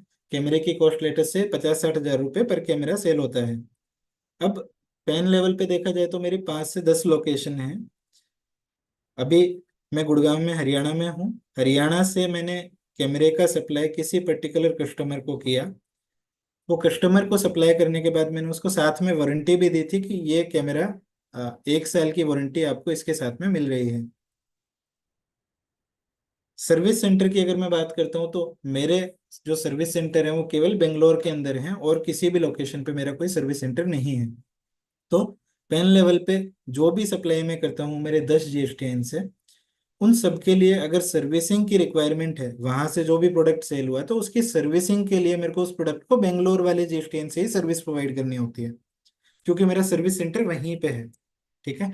अभी हरियाणा वाले जिस कस्टमर को मैंने सेल किया था, वो कस्टमर प्रोडक्ट को मेरे पास में लेके आता है कि सर ये प्रोडक्ट मेरा वारंटी में था और अभी ये प्रोडक्ट खराब हो गया है, इसकी सर्विसिंग की रिक्वायरमेंट है। मैंने उस प्रोडक्ट को बेंगलोर भिजवाया कर्नाटका, और कर्नाटका से उस प्रोडक्ट को रिपेयर किया। एज ए ऑर्गेनाइजेशन अगर मैं बात करूं तो अल्टीमेटली पूरी कंपनी एक ही है। यहाँ के पेन मतलब यहाँ का GSTN हुआ या वहाँ का GSTN हुआ फर्क नहीं पड़ेगा। कस्टमर को अल्टीमेटली मेरी कंपनी से वारंटी की सर्विसेज चाहिए थी जो उसे अवेल करनी थी। बट अगर मैं from the perspective of GST देखूं तो जो वो GSTN ने सर्विस दी वो हरियाणा वाला GSTN था। जब हरियाणा वाले GSTN ने सेल किया था उस प्रोडक्ट को, तो हरियाणा वाले GSTN ने वारंटी के भी जो पैसे हैं वो चार्ज किए होंगे उस पॉइंट ऑफ टाइम में, और उस पर टैक्स का पेमेंट हुआ होगा। लेकिन जब 6 महीने 7 महीने बाद वो प्रोडक्ट खराब हुआ, तो खराब होने के बाद में जो सर्विस एक्चुअल में हो रही है वो कर्नाटका पे हो रही है। क्या कर्नाटका वाला GSTN कस्टमर से उसके लिए पैसे रिकवर करेगा? तो वो नहीं करेगा, क्योंकि उसने वारंटी के पैसे तो मेरे को पहले ही पे कर दिए हैं। तो दूसरा पॉइंट आता है कि क्या कर्नाटका वाला GSTN इसके लिए हरियाणा वाले GSTN को इनवॉइस रेज करेगा? यस, कर्नाटका वाले GSTN बोलेगा कि मैंने सर्विस प्रोवाइड करी है एक दूसरे GSTN के, हरियाणा GSTN को मैंने सर्विस प्रोवाइड करी है। तो इस पर्टिकुलर एग्जांपल में अगर अपन समझे तो एक्चुअल में कर्नाटका GSTN ने किसी कस्टमर को सर्विस नहीं दी है, कर्नाटका GSTN ने हरियाणा GSTN को सर्विस की सप्लाई करी है। उसने वारंटी में जो प्रोडक्ट कवर्ड था उसके लिए उसने अपना लेबर लगाया, मैन पावर लगाया, जो भी प्रोडक्ट में अगर रिप्लेसमेंट की रिक्वायरमेंट थी तो उन चीज़ों को लगाया, वो सब कुछ हुआ। तो ये एक इंटरनली जनरेटेड सर्विस है जो कर्नाटका से जनरेट हुई है और जो हरियाणा को प्रोवाइड कराई गई है। मैं एक दूसरा एग्जांपल इसका लेता हूँ इंटरनली जनरेटेड सर्विस का। लेट अस से हरियाणा में एक क्लाइंट आता है, वो क्लाइंट बोलता है कि भाई मेरा एक पर्टिकुलर केस लगा हुआ है जो कर्नाटका स्टेट के अंदर है, ठीक है। तो आपको यहाँ से इस शोकॉज नोटिस के लिए आपको रिप्लाई प्रिपेयर करना है, आपको हियरिंग में अपीयर होना है, और आपको इस जो भी मेरा असाइनमेंट है जो शोकॉज नोटिस है इसको ड्रॉप करवाना है। मैंने उस शोकॉज नोटिस के लिए रिप्लाई हरियाणा से ड्राफ्ट किया। रिप्लाई ड्राफ्ट करने के बाद में दूसरा पॉइंट यह है कि वहाँ पे सबमिशन हो गया, सब कुछ हो गया, हियरिंग की बारी आई। हियरिंग के टाइम पे मैंने ऐसा बोला कि भाई मेरा कर्नाटका लोकेशन पे मेरा दूसरा GSTN है, तो इंस्टेड में यहाँ से कर्नाटका जाऊँ, मेरी कर्नाटका की जो लोकल टीम डिपार्टमेंट विजिट करती है जो रेगुलर बेसिस पे जाती है, मैंने उनको बोला कि आप डिपार्टमेंट जाके और आप इस मैटर में ये फैक्ट्स हैं, ये सारे मैटर हैं, आप इस शोकॉज नोटिस की हियरिंग आप करके आओ। कस्टमर की अगर मैं बात करूँ तो कस्टमर के लिए एज ए होल वो मेरे ऑर्गेनाइजेशन से सर्विस ले रहा है, वो मेरे से कनेक्टेड है। बट जो कर्नाटका की जो टीम हमारी वहां पे बैठी हुई है उस GSTN पे, वो टीम ने मेरे को सर्विस दी है, वो टीम मेरे को बिलिंग करेगी। तो ये जो सर्विस कर्नाटका GSTN ने अगेन मेरे को प्रोवाइड कराई, ये मेरे लिए एक इंटरनली जनरेटेड सर्विस हो गई, ठीक है। तीसरा एक केस में लेता हूँ कि लेटेस्ट से सिक्योरिटी की सर्विसेज रिक्वायर्ड थी मेरे ऑर्गेनाइजेशन में। अगेन जो वेंडर है वो पेन लेवल पे सर्विसेज प्रोवाइड करता है सिक्योरिटी के। मेरे 5 प्लांट थे, पांचों प्लांट के लिए उस वेंडर ने सिक्योरिटी की सर्विसेज प्रोवाइड करवाई। क्या इसमें जब वेंडर का बिल आया तो वेंडर ने बोला कि मैं केवल आपके हेड ऑफिस पे इनवॉइस रेज करूंगा, मैं 5 लोकेशन पे रेज नहीं करूंगा। इस केस में जब वेंडर ने मेरे को सिक्योरिटी सर्विसेज का इनवॉइस 5 लोकेशन के लिए रेज किया, तो क्या मैंने अपनी साइड से कोई एडिशनल एलिमेंट उसमें ऐड किया दूसरी लोकेशन को प्रोवाइड कराने के लिए, मेरे डिस्टिंक्ट पर्सन को प्रोवाइड कराने के लिए? मैंने कुछ उसमें ऐड नहीं किया। मेरे पास केवल वेंडर से इनवॉइस आया, उस वेंडर ने सर्विसेज प्रोवाइड करी। तो इस केस में क्योंकि मेरी साइड से कोई एलिमेंट ऐसा ऐड नहीं हो रहा है, तो इसके लिए मेरी साइड से कोई जनरेटेड, मतलब मैंने कुछ अलग से नहीं प्रोवाइड किया, इसके लिए ये सर्विस जो है कहीं ना कहीं पे इंटरनली जनरेटेड सर्विस के अंदर फॉल आती हुई नजर नहीं आती है। और ये सर्विस कहीं ना कहीं पे आपकी जो आईएसडी वाली जो सर्विस है, कि आईएसडी ने सर्विस प्रोक्योर करी, आईएसडी ने रिसीव की ऑन बिहाफ ऑफ जो बाकी डिस्टिंक्ट पर्सन है, कहीं ना कहीं उस कैटेगरी में वो जाके फॉल होती है। तो कहीं ना कहीं पे ये कॉन्सेप्ट को समझने के लिए अपने को ये दो चीजों में एक क्लैरिटी आनी बहुत जरूरी है कि क्या चीजें ऐसी हैं जो आईएसडी के अंदर जाएंगी, कौन सी चीजें ऐसी हैं जो आईएसडी के अंदर नहीं जाएंगी, जो एक हेड ऑफिस अपनी साइड से जनरेट कर रहा होगा, अपने सपोर्ट लगा रहा होगा, ताकि वो बाकी सारी लोकेशंस के लिए कुछ स्पेशली कुछ सर्विसेज या कुछ एडिशनल काम वो कर रहा हो, कुछ कर सके। ठीक है, जो सर्विसेज आईएसडी के अंदर फॉल हो जाएंगे उनके लिए आईएसडी मैकेनिज्म अपना फॉलो होगा। जो सर्विसेज ऐसी होंगी कि जो मैं बना रहा हूँ, बाहर से मैंने सर्विस नहीं ली है, मेरी साइड से बाकी लोकेशंस को सपोर्ट है, वो आपका क्रॉस चार्ज के अंदर जाएगा, जिसको आईजीएस बोल के चल रहे हैं। अगेन आईजीएस को उन्होंने कहीं पे डिफाइन लॉ में नहीं किया है, ना उन्होंने सर्कुलर में कहीं पे भी उन्होंने कुछ मेंशन इसके लिए नहीं किया है। अब जो डेफिनेशन अभी हमने आईएसडी की देखी, वो डेफिनेशन पुराने वाली थी। अभी एक बार नई वाली डेफिनेशन को समझते हैं। उन्होंने पुराने वाली डेफिनेशन के अंदर थोड़ा सा चेंज यहाँ पे किया है। नई वाली डेफिनेशन में उन्होंने क्या डाला है, ISD means an office of the supplier of goods और सर्विसेज और both which receive tax invoices towards the receipt of input service, including invoices in respect of services liable to tax under section 93 और 94। आगे उन्होंने same चीज लिखी, for और on behalf of distinct person referred in section 25। तो जब हम पुराने वाली डेफिनेशन को रेफर करते तो पुराने वाली डेफिनेशन में उन्होंने केवल इतना लिखा था कि आईएसडी एक ऐसा ऑफिस है जो टैक्स इनवॉइस रिसीव करता है बाकी सारी सर्विसेज के लिए, जो बाकी सारी लोकेशंस को दी जा रही हैं, जिनके बिहाफ पे उन्होंने सर्विस रिसीव करी है। लेकिन यहाँ पे उन्होंने 93 और 94 को भी ऐड कर दिया। 93 94 को ऐड करने का इम्पेक्ट क्या हुआ कि पहले आईएसडी पे केवल वो ही इनवॉइसेस आते थे जो फॉरवर्ड चार्ज मैकेनिज्म वाले इनवॉइसेस थे। रिवर्स चार्ज वाले जो ट्रांजैक्शन होते थे वो पहले 93 94 वाले ट्रांजैक्शन आईएसडी के डेफिनेशन में नहीं आते थे। अभी नई डेफिनेशन इंसर्ट करके उन्होंने ऐसा बोल दिया कि भाई आपके फॉरवर्ड चार्ज के जो ट्रांजैक्शन है वो तो कवर्ड थे ही थे आईएसडी में, बट अभी रिवर्स चार्ज वाले ट्रांजैक्शन भी आईएसडी रूट के थ्रू आपको डिस्ट्रीब्यूट करने पड़ेंगे। इसको थोड़ा सा और डिटेल में अभी एक बार आगे समझेंगे कि ये किस तरीके से ये सारी चीजें होंगी। सेक्शन 20 जो इन्होंने यहाँ पे लिखा है, एक बार इसकी वर्डिंग भी मैं रीड करता हूँ, क्योंकि पहले वाला जो सेक्शन था, जो ड्राफ्ट था पहले वाले सेक्शन का, उसमें मैंडेट नहीं था। अभी वाले सेक्शन में वो क्या लिखते हैं, सेक्शन 20 सबसेक्शन 1, एक बार मैं रीड कर रहा हूँ रेफरेंस के लिए। Any office of the supplier of goods और सर्विसेज और both which receive tax invoices towards receipt of input service, including invoice in respect of service liable to tax under 9394। तो अभी इन्होंने यहाँ पे भी लिख दिया कि एक ऐसा ऑफिस जो टैक्स इनवॉइस रिसीव करता है इनपुट सर्विस के लिए, इंक्लूडिंग यहाँ पे इन्होंने 9394 भी डाल दिया कि आरसीएम वाली चीजें भी यहाँ पे कवर्ड है। तो मतलब वो आरसीएम के लिए भी अभी इनवॉइस वो ले सकता है।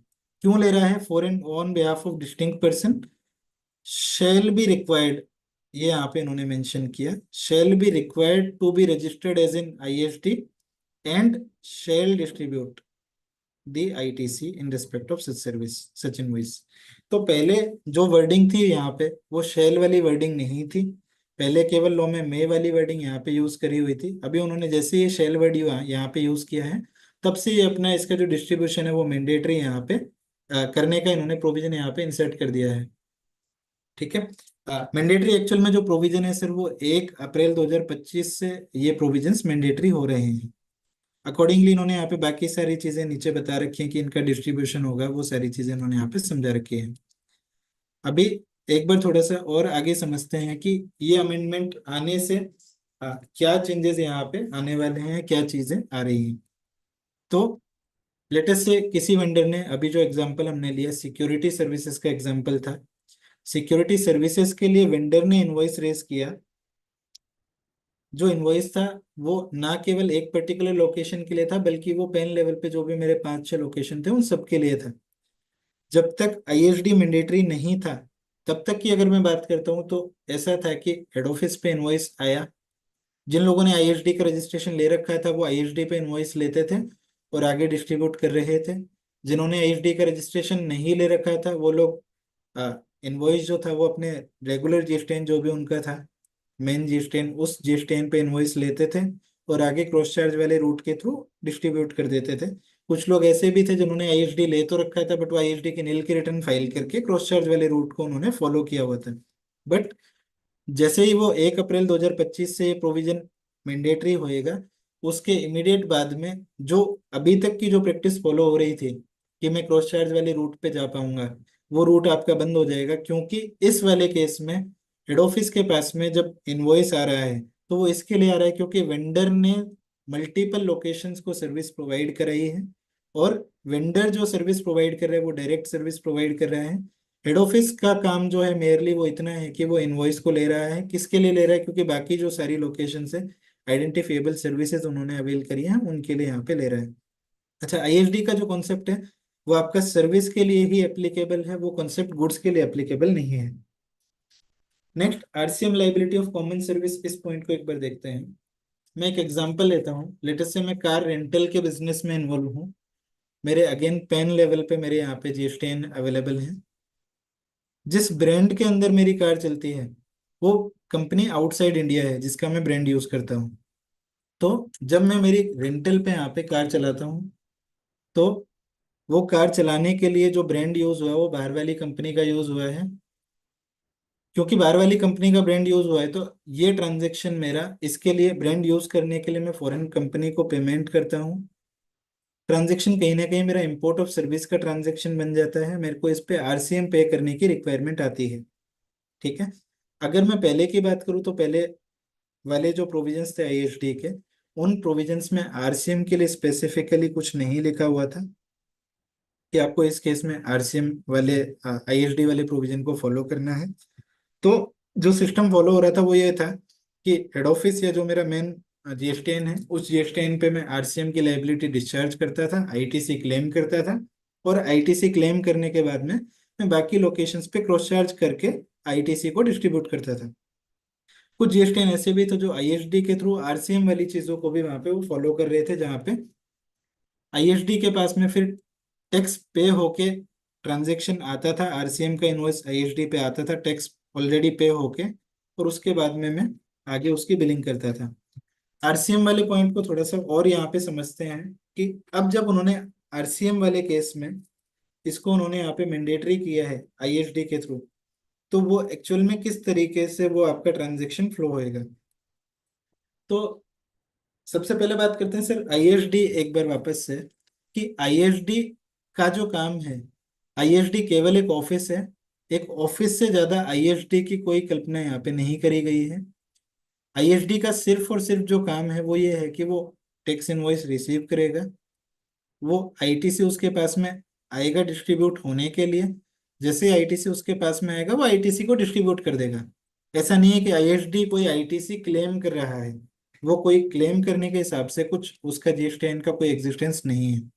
ठीक है, तो अभी जो मैंने एक एग्जांपल लिया इंपोर्ट ऑफ सर्विस का, इंपोर्ट ऑफ सर्विस वाले केस में पोस्ट अमेंडमेंट क्या उन्होंने यहाँ पे एक्सपेक्टेशन रखी है, किस तरीके से उन्होंने किया है कि सबसे पहले जो आपका ट्रांजेक्शन है उस ट्रांजेक्शन में रिक्वायर्ड ये है कि क्योंकि आरसीएम में लाइबिलिटी पे होनी है, अगर इंपोर्ट ऑफ सर्विस का ट्रांजेक्शन है या फिर किसी एडवोकेट से आपने कोई सर्विसेज ली है तो उस पर भी आरसीएम पे होना है। हो सकता है कि एडवोकेट से हम लोग कंसल्टेंसी की सर्विसेज ले रहे हैं या कोई लीगल सर्विस ले रहे हैं which is leviable to RCM, तो क्या एडवोकेट या फिर जो फॉरेन पार्टी है जिसकी साइड से मेरे पास बिल आया जो आरसीएम के लिए लेविएबल है, क्या वो आईएसडी लोकेशन पे इनवॉइस रेज करेगा? तो वो डायरेक्ट आईएसडी लोकेशन पे इनवॉइस रेज नहीं करेगा। दूसरा पॉइंट, फिर जब आईएसडी लोकेशन पे आरसीएम का इनवॉइस नहीं आया तो आईएसडी लोकेशन डिस्ट्रीब्यूट किस तरीके से करेगा टैक्स को, क्रेडिट को कैसे डिस्ट्रीब्यूट करेगा? तो इसके लिए उन्होंने क्या सिस्टम बताया कि जो लोकेशन है, जो रेगुलर जीएसटीएन है आपके, जहाँ पे एक्चुअल में आपका इनवॉइस आया है, तो लेटेस्ट से मैं बोलता हूँ कि मेरे हरियाणा के अंदर मेरा प्लांट भी है, हरियाणा के अंदर मेरा हेड ऑफिस भी है। हरियाणा के अंदर जो प्लांट है वहां से मैं सेल करता हूँ, परचेज करता हूँ, सारी टाइप की सर्विसेज अवेल करता हूँ। जब तक आईएसटी का मैकेनिज्म नहीं था, मैं यहीं पे सारी लाइबिलिटी पे करता था, क्रॉस चार्ज यहाँ से हरियाणा लोकेशन से बाकी लोकेशन पे करता था। तो अभी भी सेम लाइन पे हरियाणा लोकेशन पे मेरे पास में ये इम्पोर्ट ऑफ सर्विस का या एडवोकेट का जो इनवॉइस है, वो मेरे को उस रजिस्ट्रेशन पे जो रेगुलर जीएसटीएन है उस पे रिसीव होगा। रिसीव होने के बाद में दूसरी चीज ये आती है कि उस रेगुलर जीएसटीएन को जिसने इस इनवॉइस को रिसीव किया है, वो उस रेगुलर जीएसटीएन से टैक्स लाइबिलिटी रिवर्स चार्ज में पे करेगा। ऑल्दो सर्विसेज बाकी सारे जीएसटीएन से पर्टेन करती हैं, क्योंकि मेरा केवल हरियाणा से पर्टेनिंग ये ट्रांजेक्शन नहीं था, ये हरियाणा से भी पर्टेन करता था, बाकी लोकेशन से भी पर्टेन करता था। या फिर मैं ऐसा केस मान लेता हूँ कि ये हरियाणा से तो नहीं पर्टेन करता, बट बाकी लोकेशन से पर्टेन करता है। स्टिल जो आपके पास में इनवॉइस वो आया है, उस इनवॉइस के लिए रेगुलर जीएसटीएन से आपको आरसीएम लाइबिलिटी आपको पे करनी है। वो आरसीएम लाइबिलिटी पे करने के बाद में आपको उस लाइबिलिटी का क्रेडिट वहां पे उस रेगुलर जीएसटीएन के अंदर क्लेम करना है। तो अगर मैंने 1 करोड़ का मेरा टैक्स बनता था आरसीएम का, और मान लेते कि 20-20 लाख रुपए मेरे 5 जीएसटीएन से पर्टेन करते हैं, तो सबसे पहले मैं उस रेगुलर जीएसटीएन से 1 करोड़ रुपए का पेमेंट करूंगा आरसीएम लाइबिलिटी, और वो 1 करोड़ की लाइबिलिटी को मैं जो मैंने पे किया है मैं उसका आईटीसी क्लेम करूंगा। जैसे ही ये ट्रांजेक्शन यहाँ पे इस तरीके से एग्जीक्यूट हुआ, उसके बाद में नेक्स्ट पॉइंट ये आता है कि मेरे को मेरे रेगुलर जीएसटीएन से जहां से मैंने टोटल लाइबिलिटी डिस्चार्ज करी है, वहां से मैं मेरा एक इनवॉइस रेज करूंगा जो आईएसडी पे जाएगा, जो आरसीएम के लिए मेरा इनवॉइस रहेगा, जिसमें मैं सारा मेंशन करूंगा कि मैंने आरसीएम के लिए लाइबिलिटी पे करी है, सो एंड सो पार्टी के पर्टेनिंग मेरे पास इनवॉइस आया था, और ये फर्दर डिस्ट्रीब्यूशन के लिए आपका इनवॉइस है। तो नॉर्मल केस में जब फॉरवर्ड चार्ज में टैक्स पे होता तो एक वेंडर जो था वो मेरे को इनवॉइस रेज करता था, और वो इनवॉइस डायरेक्टली आईएसडी पे आता था। आरसीएम वाले केस में एडिशनल चीज ये हो गई कि पहले रेगुलर जीएसटीएन टैक्स का पेमेंट करेगा, टैक्स पे करने के बाद फिर वो उस इनवॉइस को अपने जीएसटीआर 1 के अंदर दिखाएगा रेगुलर जीएसटीएन से आईएसडी के लिए। आईएसडी के पास फिर वो इनवॉइस उसके टेबल 6A के अंदर दिखेगा, जीएसटीआर 6A के अंदर वो ट्रांजेक्शन रिफ्लेक्ट होगा। रिफ्लेक्ट होने के बाद जैसे नॉर्मली फॉरवर्ड चार्ज के इनवॉइसेस का डिस्ट्रीब्यूशन होना था, सेम लाइन पे इस रिवर्स चार्ज वाले इनवॉइस के लिए भी आईटीसी का डिस्ट्रीब्यूशन होगा। आई hope I am clear.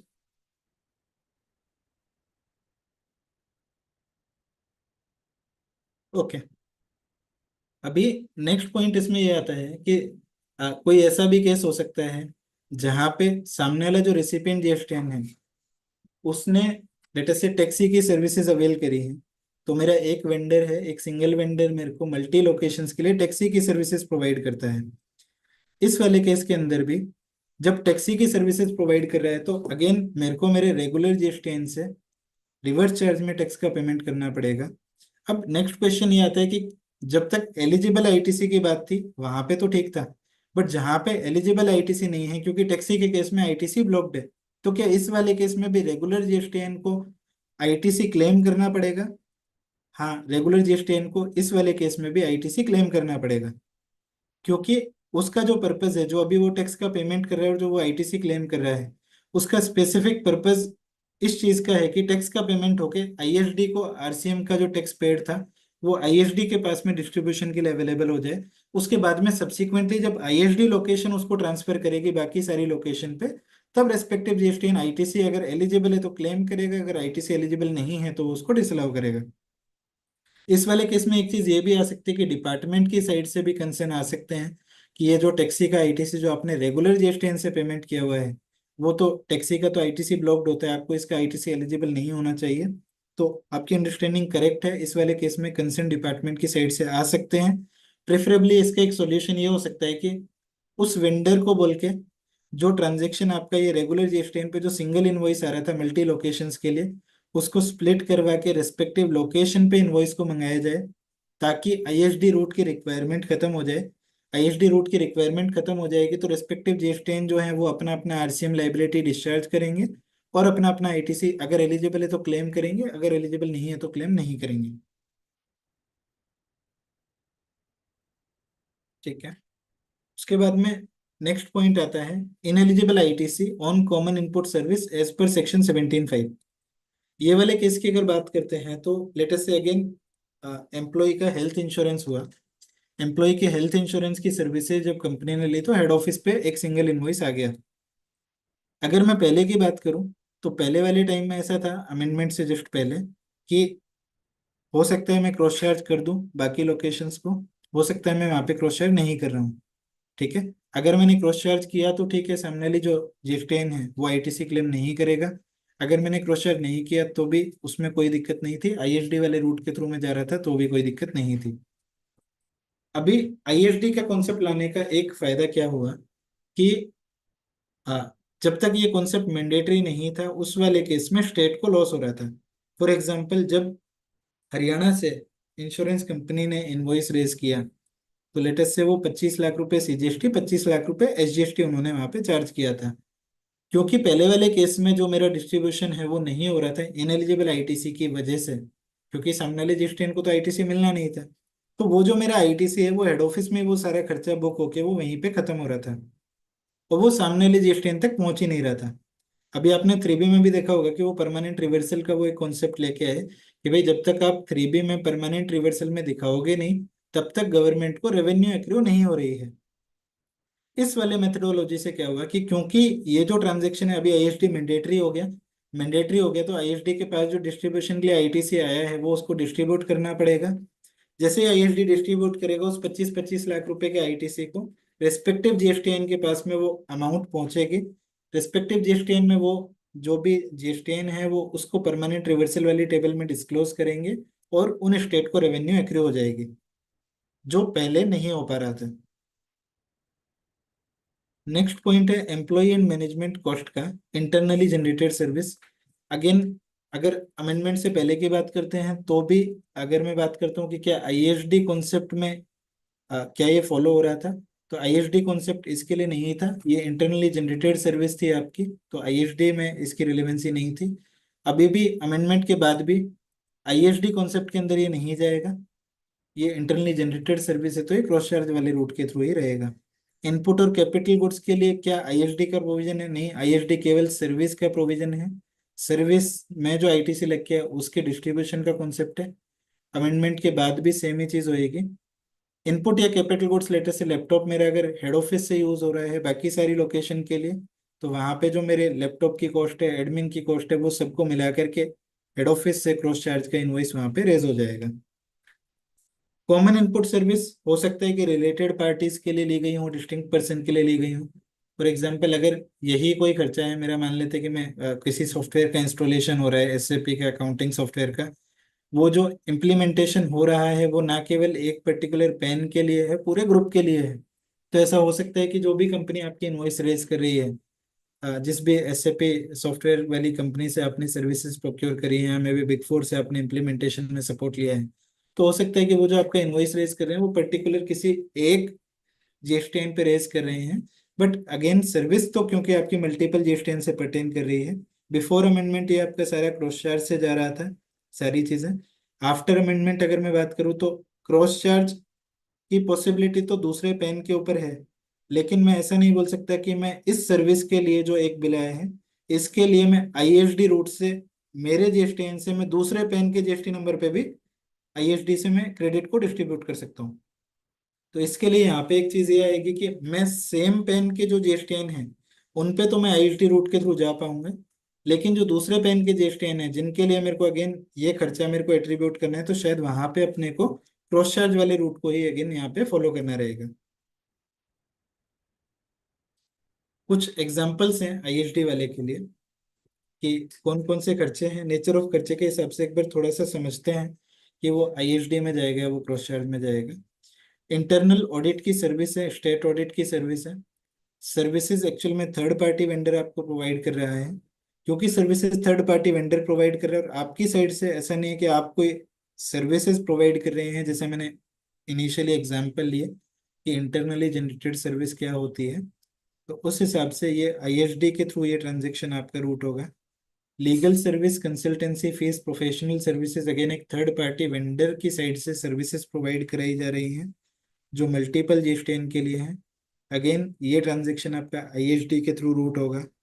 Director की सिटिंग फीस पे RCM का पेमेंट हो रहा है, तो डायरेक्टर ने जो सिटिंग फीस ली है वो ना केवल एक किसी GSTN के लिए है बल्कि पूरे पैन के लिए है जिसके लिए वो काम करके चल रहा है।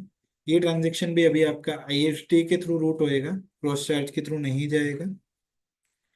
पेरोल प्रोसेसिंग की सर्विस, HR की सर्विस, एडमिन की सर्विस, ये वो सर्विसेज हैं, पेमेंट प्रोसेसिंग और HR वाली सर्विसेज, जो कंपनी ने एक टीम को हायर कर लिया।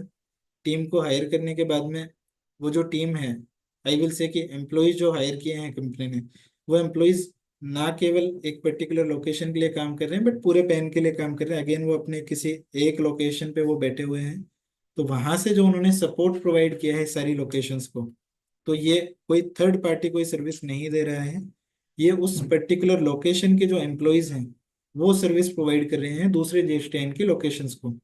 इसके लिए ये आपकी कहीं ना कहीं एक इंटरनली जनरेटेड सर्विस के अंदर कवर हो जाती है और ये आपका क्रॉस चार्ज के अंदर जाएगा। अगर मैं अगेन बात करूँ कि जो एम्प्लॉय खुद बैठे हुए हैं, क्या उनकी सैलरी को भी मेरे को क्रॉस चार्ज का पार्ट बनाना है, तो सैलरी को क्रॉस चार्ज का पार्ट बनाने की रिक्वायरमेंट नहीं है क्योंकि सर्कुलर ने भी उसको ऑलरेडी क्लेरिफाई कराया हुआ है। बैंक चार्जेस का एग्जांपल लेते हैं। बैंक चार्जेस, बैंक ने जब लेटर से मेरा सेंट्रलाइज बैंक अकाउंट है, उस वाले केस में बैंक ने जो चार्जेस इम्पोज किए तो वो मेरे सारे लोकेशंस के लिए रहेंगे, तो वो ISD के थ्रू जाएगा। अब एक ऐसा केस हो सकता है कि किसी पर्टिकुलर GSTN ने लोन लिया, एक पर्टिकुलर मेरा प्लांट था, उस प्लांट में मेरे को एक्सपेंशन करना था, वर्किंग कैपिटल की रिक्वायरमेंट थी, मैंने वहां पे उसके लिए लोन लिया। वो लोन प्रोसेसिंग के लिए जो चार्जेस बैंक ने इम्पोज किए वो पर्टिकुलर एक GSTN से पर्टेन करते थे। उस वाले केस में अगेन मैं या तो मैं बैंक को बोल सकता हूँ कि सर आप डायरेक्टली मेरे उस पर्टिकुलर GSTN को इनवॉइस रेज कीजिए, अगर वो पॉसिबल नहीं है तो मैं मेरे ISD पे उसका इनवॉइस लूंगा और ISD के थ्रू डिस्ट्रीब्यूट करूंगा। ISD के थ्रू डिस्ट्रीब्यूट करने के लिए ऐसी कोई रिक्वायरमेंट नहीं है कि मेरे मल्टीपल GSTN होने ही चाहिए रेसिपिएंट। तो हो सकता है कि ISD आपकी किसी सिंगल GSTN के लिए प्रोक्योरमेंट कर रहा है, हो सकता है मल्टीपल GSTN के लिए प्रोक्योरमेंट कर रहा है, हो सकता है वो आपके सारे GSTN के लिए प्रोक्योरमेंट कर रहा है। यूज ऑफ कैपिटल गुड्स, मान लेते हैं कि एक सर्वर है, जिस सर्वर का इंस्टॉलेशन आपने करवाया, वो सर्वर अगेन आपके हेड ऑफिस में लगा हुआ है। क्या उस सर्वर के लिए मेरे को ISD के थ्रू जाना है? तो नहीं जाना है, वो कैपिटल गुड्स है। गुड्स वाले केस में ISD के प्रोविजन एप्लीकेबल नहीं होते हैं। जो भी आपकी कॉस्ट वहां पे आ रही है वो आप क्रॉस चार्ज वाले रूट के थ्रू, अगर आपने सर्विसेज एक्चुअल में उसमें कोई प्रोवाइड कराई जा रही हैं तो क्रॉस चार्ज वाले रूट के थ्रू उनकी रिकवरी हो सकती है। एडवर्टीजमेंट, मार्केटिंग, बिजनेस प्रमोशन के जो खर्चे हैं, अगेन ये ऐसे खर्चे हैं जो हो सकता है कि किसी पर्टिकुलर GSTN से पर्टेन करते हैं या फिर हो सकता है मल्टीपल GSTN से पर्टेन करते हैं। अगर एक थर्ड पार्टी वेंडर आपको सर्विसेज प्रोवाइड करा रहे हैं, थर्ड पार्टी वेंडर ने एडवर्टीजमेंट की सर्विसेज सारी कराई हैं, तो हाँ ये जो सर्विसेज हैं आपकी वो ISD रूट के थ्रू जाएंगे। ऐसा हो सकता है कि हेड ऑफिस ने अलग से कोई सपोर्ट प्रोवाइड किया है एडवर्टीजमेंट मार्केटिंग के लिए, अगर हेड ऑफिस ने इटसेल्फ में कोई सपोर्ट प्रोवाइड किया तो फिर वो आपके क्रॉस चार्ज वाले रूट के थ्रू जाएगा। इनएलिजिबल ITC, इनएलिजिबल ITC आपका जो है वो सेम जो अभी हमने डिस्कशन किया एम्प्लॉय हेल्थ इंश्योरेंस वाला, उस तरीके से हो गया। हेड ऑफिस रेंट की बात करते हैं। मेरा GSTN है हरियाणा में। हरियाणा वाले GSTN में या हरियाणा की लोकेशन में मैं बात करूँ तो यहाँ पे एक केस लेते हैं जहाँ पे केवल मेरा एक हेड ऑफिस है और वो केवल एक ऑफिस है जहाँ से कोई सेल के ऑपरेशन नहीं होते हैं। जब मेरे सेल के ऑपरेशन यहाँ से नहीं होते बट मेरी मार्केटिंग टीम, सेल्स की टीम या मेरी अकाउंटिंग की टीम यहाँ पे बैठती है, मेरी सेल जो है वो बाकी 3-4 जो स्टेट है वहां से एक्चुअल में सेल होती है। इस वाले केस में अगर मैं समझूं तो जो टीम हेड ऑफिस में बैठी हुई है वो अल्टीमेटली किसके लिए काम कर रही है?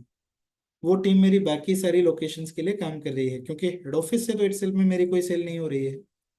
हेड ऑफिस वाली जो टीम बैठी है उसका ऑब्जेक्टिव बाकी सारी लोकेशन से जो ऑपरेशन हो रहे हैं कंडक्ट, उन सबको स्मूथ कराना है, उन सब में उनके अकाउंट रिसीवेबल, पेएबल और जो कोऑर्डिनेशन करना है वो सारी चीज़ों में सपोर्ट प्रोवाइड करना है।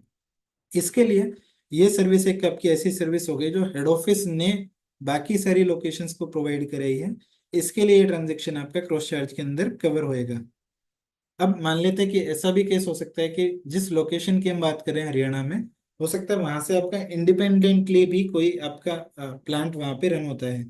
तो हरियाणा के अंदर आपका हेड ऑफिस भी है और हरियाणा के अंदर आपका कोई प्लांट भी चल रहा है जहाँ से सेल के ऑपरेशन होते हैं। उस वाले केस में क्या होगा, तो उस वाले केस में भी जो आपके खर्चे होंगे जो हरियाणा के उस ऑफिस के लिए ले गए जो हेड ऑफिस है, ठीक है, तो वो वहां से एट्रीब्यूटेबल बाकी सारी लोकेशंस के लिए आपके हो जाएंगे। Sir I hope I am audible and clear. Yes sir. Sir यहाँ तक कोई डाउट किसी का? नहीं सर, अभी सर कोई चीज, अगर सर अभी बाद में पूछेंगे सब सवाल जी, अगर मान ली ओके, पूछेंगे। ठीक है। तो मैं और आगे चलता हूँ थोड़ा सा। अब अभी तक हमने इन प्रिंसिपली डिस्कशन किया कि आईएसडी के लिए लॉ में कॉन्सेप्ट क्या है, क्या प्रोविजंस है, सारी चीजें किस तरीके से लॉ में प्लेस करी हुई हैं। अभी नेक्स्ट पॉइंट ये आता है कि जब इम्प्लीमेंटेशन की बात है कि 1/4/25 से इम्प्लीमेंट करना है, तो किस तरीके से इस मैकेनिज्म को अडॉप्ट किया जाए, क्या किया जाए जिससे कि हम इसको स्मूथली इम्प्लीमेंट कर सकें। कौन सी चीजें ऐसी रहेंगी, हम कैसे आइडेंटिफाई करें कि आईएसडी रूट के थ्रू क्या चीजें जानी है क्या नहीं जानी है। तो उसके लिए सबसे ज्यादा जो क्रूशियल पार्ट है वो है आपके ट्रायल बैलेंस को इवेल्युएट करना। आपके ट्रायल बैलेंस में जितने भी खर्चे दिख रहे हैं उन खर्चे का सेग्रीगेशन करना, उन खर्चों को समझना कि वो खर्चे जो हो रहे हैं वो किसी एक पर्टिकुलर जीएसटीएन के लिए हैं या वो मल्टीपल जीएसटीएन के लिए हैं। अगर वो खर्चे आपका किसी पर्टिकुलर एक जीएसटीएन के लिए हैं तो वेंडर से इनवॉइस जो आएगा आपके पास में वो कोशिश करके उस पर्टिकुलर जीएसटीएन पे लिया जाना चाहिए। अगर वो इनवॉइस उस पर्टिकुलर जीएसटीएन पे लिया जाएगा तो मेरे रेस्पेक्टिव जीएसटीएन पे इनवॉइस भी आ गया और आईएसडी रूट की रिक्वायरमेंट भी खत्म हो गई। फिर दूसरी चीज आती है कि मेरे कुछ ऐसे खर्चे हो सकते हैं जो खर्चे अभी तो मेरे रेगुलर जीएसटीएन पे आ रहे हैं बट वो मल्टीपल लोकेशन से पर्टेन करते हैं। फॉर एग्जांपल मैं लेता हूँ कि कोई जीएसटी कंसल्टेंट है, वो जीएसटी कंसल्टेंट आपको इनवॉइसिंग करता है, एक सिंगल इनवॉइस वो रेज करता है, 5 लाख रुपए का इनवॉइस रेज करता है और आपके 5 लोकेशन हैं, ठीक है। आपको पता है कि वो जो सर्विसेज हैं वो मल्टीपल जीएसटीएन के लिए दी जा रही हैं, या मैं एग्जांपल थोड़ा सा चेंज करता हूँ कि आपकी एडवर्टीजमेंट की सर्विस होनी है। वेंडर से कॉन्ट्रैक्ट किया कि जो नॉर्थ साइड है या साउथ साइड है दोनों साइड में एडवर्टीजमेंट होनी है। नॉर्थ साइड के अंदर एडवर्टीजमेंट हिंदी में होनी है, साउथ साइड में इंग्लिश में होनी है। इन केस में वेंडर ने जब इनवॉइस रेज किया तो अभी तक क्या होता था कि वेंडर एक सिंगल इनवॉइस रेज किया करता था हेड ऑफिस पे कि मैंने टोटल सर्विसेज इतने की प्रोवाइड कराई है, ये सर्विसेज के लिए आपके पास इनवॉइस आ गया। क्योंकि मेरे पास में इस वाले केस में अभी तक जब कंसोलिडेटेड इनवॉइस आ रहा था तो आईएसडी रूट के थ्रू मेरे को उस खर्चे को डिस्ट्रीब्यूट करने की रिक्वायरमेंट हो रही थी नए प्रोविजन के हिसाब से, कि क्योंकि ये खर्चा मेरा आईएसडी ऑफिस पे इनवॉइस तो आया है बट ये डिस्टिंक्ट पर्सन के लिए है, बाकी पर्सन के लिए है, तो मेरे को उस खर्चे को डिस्ट्रीब्यूट करना पड़ रहा था।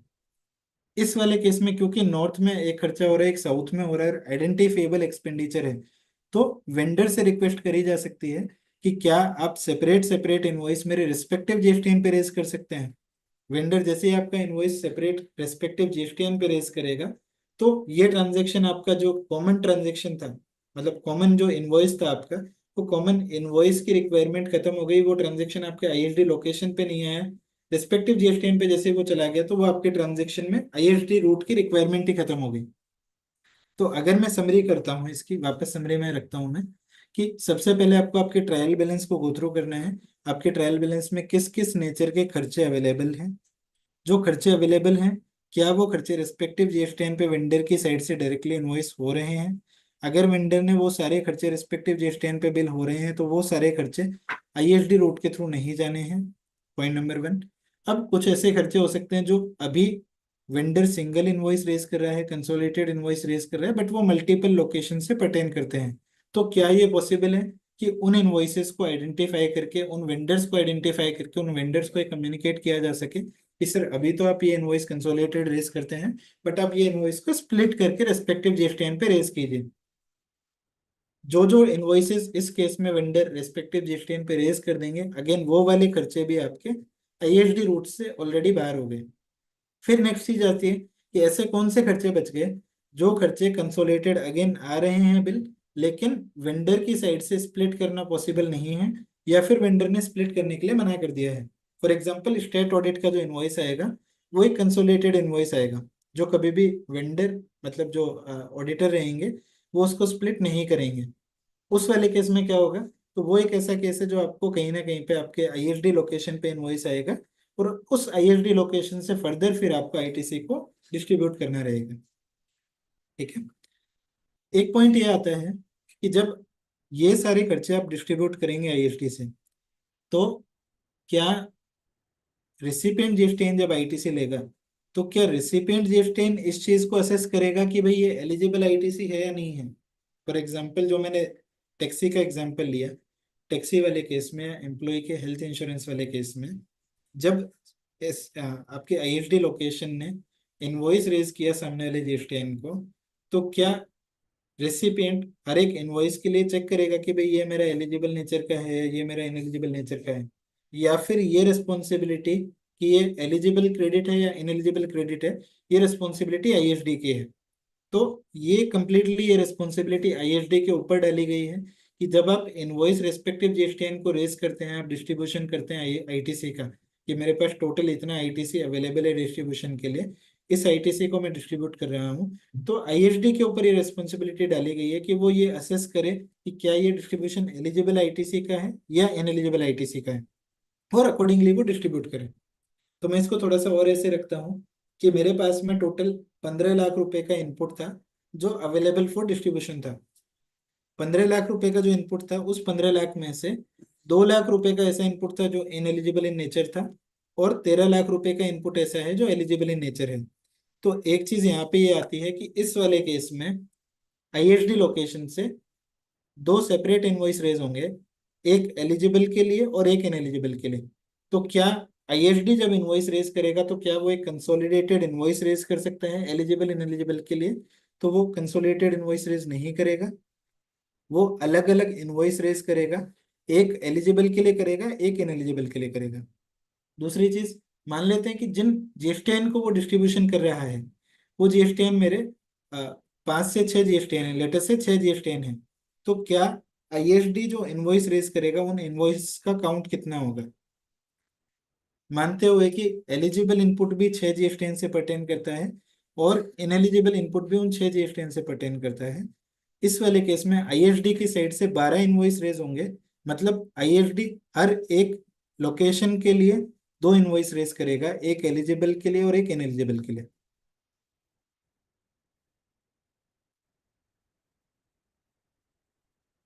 ठीक है।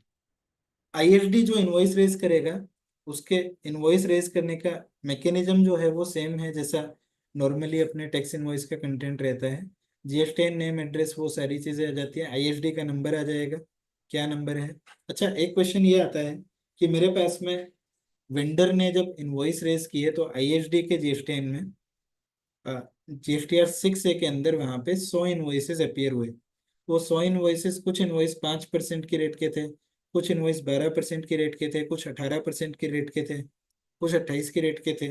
तो क्या जब आईएसडी इनवॉइस रेज करेगा डिस्ट्रीब्यूशन के लिए बाकी सारी लोकेशन को, तो क्या वो 5, 12, 18 रेट के लिए अलग अलग इनवॉइस रेज करेगा?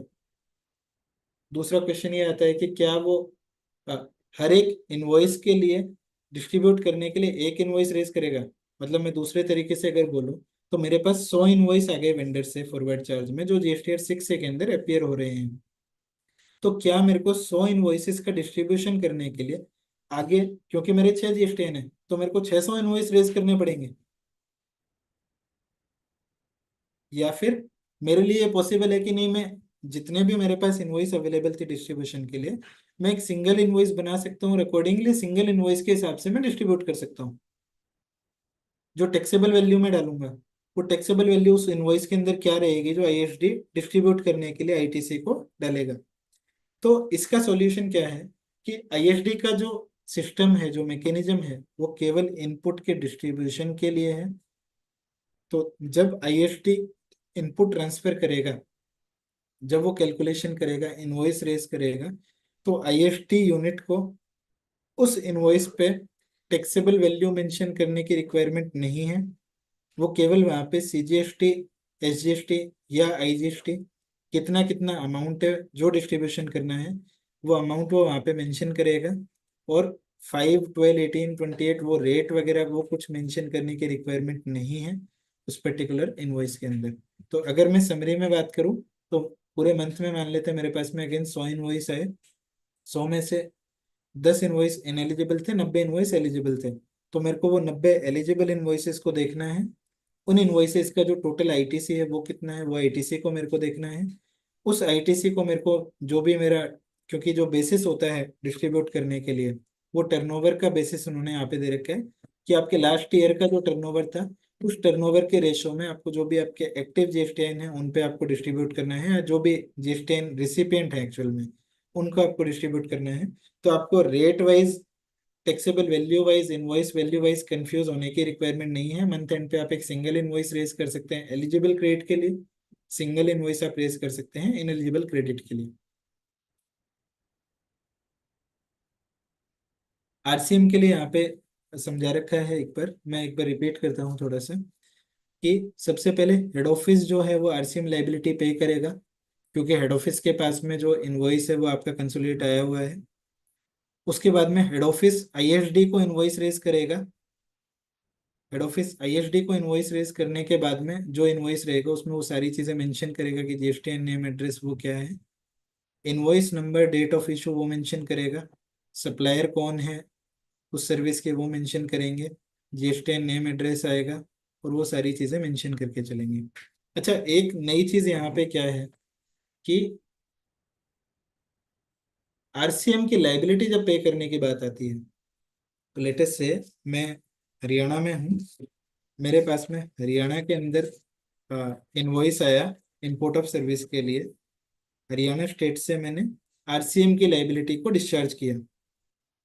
हरियाणा से RCM की लाइबिलिटी को डिस्चार्ज करने के बाद में, क्योंकि मेरे को वो इनवॉइस रेज करना है मेरे ISD लोकेशन पे, ताकि ISD लोकेशन ITC को डिस्ट्रीब्यूट कर पाए, तो क्या ऐसा पॉसिबल है कि मैं रेगुलर GSTN जिससे मैंने टैक्स का पेमेंट किया वो तो मेरा हरियाणा है, लेकिन मैं ISD किसी दूसरी लोकेशन में, लेटर से मैं बोलता हूँ कि मेरा ISD का रजिस्ट्रेशन तो महाराष्ट्र में है, लेकिन रेगुलर GSTN जो मेरा हेड ऑफिस है वो मेरा मान लेते हैं हरियाणा में है, जहाँ से मेरा बिजनेस मेजरली ऑपरेट होता है। तो जब बिल आया इंपोर्ट ऑफ सर्विस का, लीगल सर्विस का, तो वो हरियाणा में आया, हरियाणा में मैंने RCM पे किया, हरियाणा में RCM पे करने के बाद ITC क्लेम कर लिया, और जब मैं इनवॉइस रेज करने जा रहा हूँ तो मैं हरियाणा से मेरे महाराष्ट्र वाले ISD लोकेशन पे उस RCM के इनवॉइस को मैं भेज दूं, ट्रांसफर कर दूं, या इनवॉइस रेज कर दूं ISD के नाम पे। तो क्या ऐसा पॉसिबल है? तो इसके लिए उन्होंने लॉ में मना कर दिया। उनका ऐसा बोलना है कि जब RCM के ट्रांजैक्शन की बात आएगी तो RCM वाले ट्रांजैक्शंस के केस में जो आपका ISD रजिस्ट्रेशन है और जो आपका नॉर्मल रजिस्ट्रेशन है जिससे आप RCM लाइबिलिटी डिस्चार्ज करते हैं वो सेम स्टेट में होने चाहिए। I am repeating this point, और मे बी मैं एक दूसरा एग्जांपल लेता हूँ। लेटेस्ट से कर्नाटका GSTN पे अभी तक मेरे सारे मेजर बिजनेस मेरा कर्नाटका GSTN पे है। सॉफ्टवेयर की सर्विसेज में मैं इन्वॉल्व हूँ। माइक्रोसॉफ्ट मेरे को लाइसेंसेस प्रोवाइड करता है। माइक्रोसॉफ्ट जब लाइसेंस प्रोवाइड करता है उसके साथ में मेरी जो ग्रुप कंपनी है वो भी इंडिया के बाहर है। मेरी ग्रुप कंपनी ने मेरे को कुछ सपोर्ट प्रोवाइड कराया या ब्रांड यूसेज के उसने मेरे को सर्विसेज दी। वो सारी जो सर्विसेज है वो मेरे कर्नाटका GSTN पे अभी तक इनवॉइस आता था। मैं कर्नाटका GSTN पे RCM पे करता था, क्योंकि सर्विसेज बाकी लोकेशन से भी पर्टेन करती थी तो मैं उसका अभी तक क्रॉस चार्ज किया करता था। हेड ऑफिस जो था मेरा वो मेरा अभी तक हरियाणा में था। ISD का भी मैंने एक रजिस्ट्रेशन ले रखा था, जो मेरा नॉन एक्टिव था वो हरियाणा के अंदर ही था। ठीक है, तो अभी तक मैं ISD का रूट नहीं फॉलो कर रहा था। मैं कर्नाटका पे टैक्स का पेमेंट करता था, RCM का इनपुट क्लेम करता था, क्रॉस चार्ज करता था। अभी क्वेश्चन ये आता है कि आगे भी जब मेरे पास में सिमिलर टाइप से कर्नाटका लोकेशन पे इनवॉइस आएगा तो क्या मैं कर्नाटका लोकेशन पे RCM पे करके मैं कर्नाटका लोकेशन से इनवॉइस ISD लोकेशन पे रेज कर पाऊंगा जो हरियाणा के अंदर एग्जिस्ट करती है? तो लॉ मना करता है इस चीज के लिए कि ऐसे केस में आपका जो ISD लोकेशन है वो उसी स्टेट में होनी चाहिए जिस स्टेट से आपने RCM की लाइबिलिटी रेगुलर GSTN से आपने पे करी है। तो अगर आपका रेगुलर जीएसटी जिससे आरसीएम पे किया है और आपका आईएसडी की लोकेशन ये दोनों डिफरेंट स्टेट में है, तो आप इस केस में आरसीएम की बिलिंग नहीं कर पाएंगे टू आईएसडी लोकेशन। तो या तो आपको अपना आरसीएम का जो इनवॉइस है, जो सर्विसेज आप कर्नाटका में अभी तक प्रोक्योर करते थे, वो आप हरियाणा में आपके रेगुलर जीएसटी पे प्रोक्योर करना आपको स्टार्ट करना पड़ेगा, ताकि आप हरियाणा के आईएसडी लोकेशन पे इनवॉइसिंग कर पाए। ऑल्टरनेटिवली आपको आईएसडी के अंदर कर्नाटका में जीएसटी लेना पड़ेगा, मतलब कर्नाटका में आपको आईएसडी का जीएसटी लेना पड़ेगा, ताकि कर्नाटका वाली लोकेशन से आरसीएम पे करके आप कर्नाटका के आईएसडी पे आप बिलिंग कर पाए। अब एक बार मैट्रिक्स थोड़ा सा समझते हैं कि जो डिस्ट्रीब्यूशन होगा वो कौन से हेड के अंदर डिस्ट्रीब्यूशन होना है। इसको ऐसे समझते हैं थोड़ा सा कि जब मैं आईजीएसटी की बात करता हूँ, लेटेस्ट से एक वेंडर ने आईजीएसटी चार्ज करके दिया, जब आईएसडी के पास में इनवॉइस आया तो उस पे भी आईजीएसटी चार्ज होके आया। तो अगर उस आईएसडी जब डिस्ट्रीब्यूशन कर रहा है, एक मेरा जीएसटीएन सेम स्टेट में हो सकता है जिसमें आईएसडी है, एक मेरा जीएसटीएन डिफरेंट स्टेट में हो सकता है जिसमें आईएसडी नहीं है, ठीक है। तो जब मेरा आईजीएसटी लग के आया है इनवॉइस पे, तो जो डिस्ट्रीब्यूशन होएगा सेम स्टेट में वो आईजीएसटी के अंदर होगा, डिफरेंट स्टेट को जो जाएगा वो सारा आईजीएसटी हेड के अंदर ही जाएगा। दूसरा केस लेते हैं सीजीएसटी का।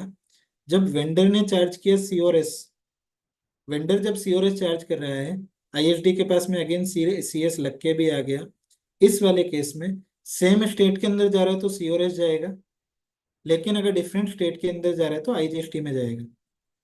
ऑल्टरनेटिवली अगर मैं बोलूं तो जब कभी भी एक आईएसडी लोकेशन डिफरेंट स्टेट को बिलिंग करेगा, डिफरेंट स्टेट को डिस्ट्रीब्यूशन आईटीसी का करेगा, तो वो हमेशा आईजीएसटी हेड में करेगा। मतलब आईएसडी के पास में इनवॉइस आया, उसके अंदर सीजीएसटी लगा हुआ है, एसजीएसटी लगा हुआ है, आईजीएसटी लगा हुआ है, डजेंट मैटर, जब वो दूसरे स्टेट को डिस्ट्रीब्यूट करेगा तो हमेशा वो डिस्ट्रीब्यूशन आपका आईजीएसटी हेड के अंदर होगा। लेकिन जब वो सेम स्टेट के अंदर डिस्ट्रीब्यूशन उसका कर रहा होगा, तो सेम स्टेट के अंदर डिस्ट्रीब्यूशन करते टाइम जो वेंडर ने पीछे से चार्ज किया है वो सेम टैक्स आगे चार्ज हो जाएगा। तो अगर मान लेते हैं कि हरियाणा में वेंडर ने जब आईएसडी को इनवॉइस रेज किया तो सीजीएसटी एसजीएसटी वेंडर ने लगा के दिया, तो हरियाणा जीएसटीएन को जो रेगुलर जीएसटीएन को जब ट्रांसफर होगा तो वो सीओआरएस लग के ही ट्रांसफर होगा। हरियाणा जीएसटीएन के पास में जब आईएसडी के पास में इनवॉइस है उसमें आईजीएसटी लग के आया, तो आगे वो आईजीएसटी लग के ही जाएगा सेम स्टेट में, और डिफरेंट स्टेट हमेशा आईजीएसटी रहेगा। आगे आपके रिटर्न रिलेटेड चीजें रहेंगी कि मंथली आपके पास में जीएसटीआर 6 से अवेलेबल हो जाएगी। जीएसटीआर 6 से जो आपकी अवेलेबल हो जाती है वो आपको आई थिंक जैसे 2A आपका रहता है, जीएसटीआर 2 है, उसी तरीके से आपका 6 से रहता है, जिसके अंदर आपके सारे ट्रांजेक्शन वहाँ पे दिख जाते हैं। 13th आपकी ड्यू डेट रहती है रिटर्न फाइल करने के लिए। तो जो भी आईटीसी डिस्ट्रीब्यूशन के लिए अवेलेबल है उसको जीएसटीआर 6A के साथ में, जो 2A की तरह काम करता है, उनके साथ में रिकनसाइल करना है। अगर आपके इनवॉइसेज आपके पास में अवेलेबल हैं, बुक्स में आ चुके हैं, और वो ट्रांजेक्शन आपके 6A में भी अपीयर हो रहे हैं, तो उन ट्रांजेक्शन्स को आपको डिस्ट्रीब्यूट करने के लिए कंसिडर करना रहेगा।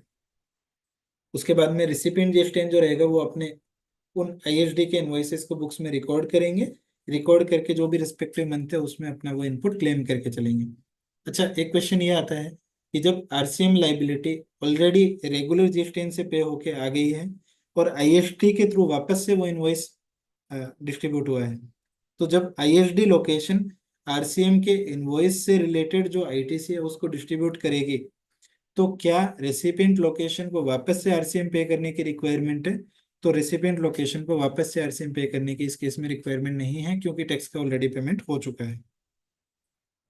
और ठीक है, नेक्स्ट एक पॉइंट आता है कि मान लेते हैं कि आईएसडी लोकेशन ने जो डिस्ट्रीब्यूशन किया उस डिस्ट्रीब्यूशन के अंदर कोई एरर हो जाती है। फॉर एग्जांपल, डिस्ट्रीब्यूशन 1 लाख रुपए का होना था किसी पर्टिकुलर जीएसटीएन को, बट आईएसडी लोकेशन ने डिस्ट्रीब्यूशन 10 लाख रुपए का कर दिया।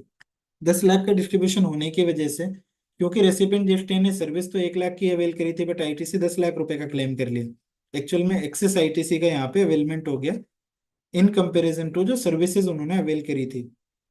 तो क्या इस वाले केस में आईएसडी लोकेशन के पास में रिकवरी का इनवॉइस आएगा, या फिर जो इनवॉइस आएगा, सॉरी, जो इन डिपार्टमेंट की साइड से जो क्वेरी आएगी, जो नोटिस आएगा, वो आईएसडी लोकेशन पे आएगा कि आपने डिस्ट्रीब्यूशन गलत कर दिया है आईटीसी का, या फिर वो नोटिस उस जीएसटीएन के पास आएगा, जिस जीएसटीएन ने, जो रेगुलर जीएसटीएन है, जिसके पास में इनपुट डिस्ट्रीब्यूट होके आईएसडी की साइड से आया था, जिसने 1 लाख के बजाय 10 लाख का क्रेडिट क्लेम कर लिया।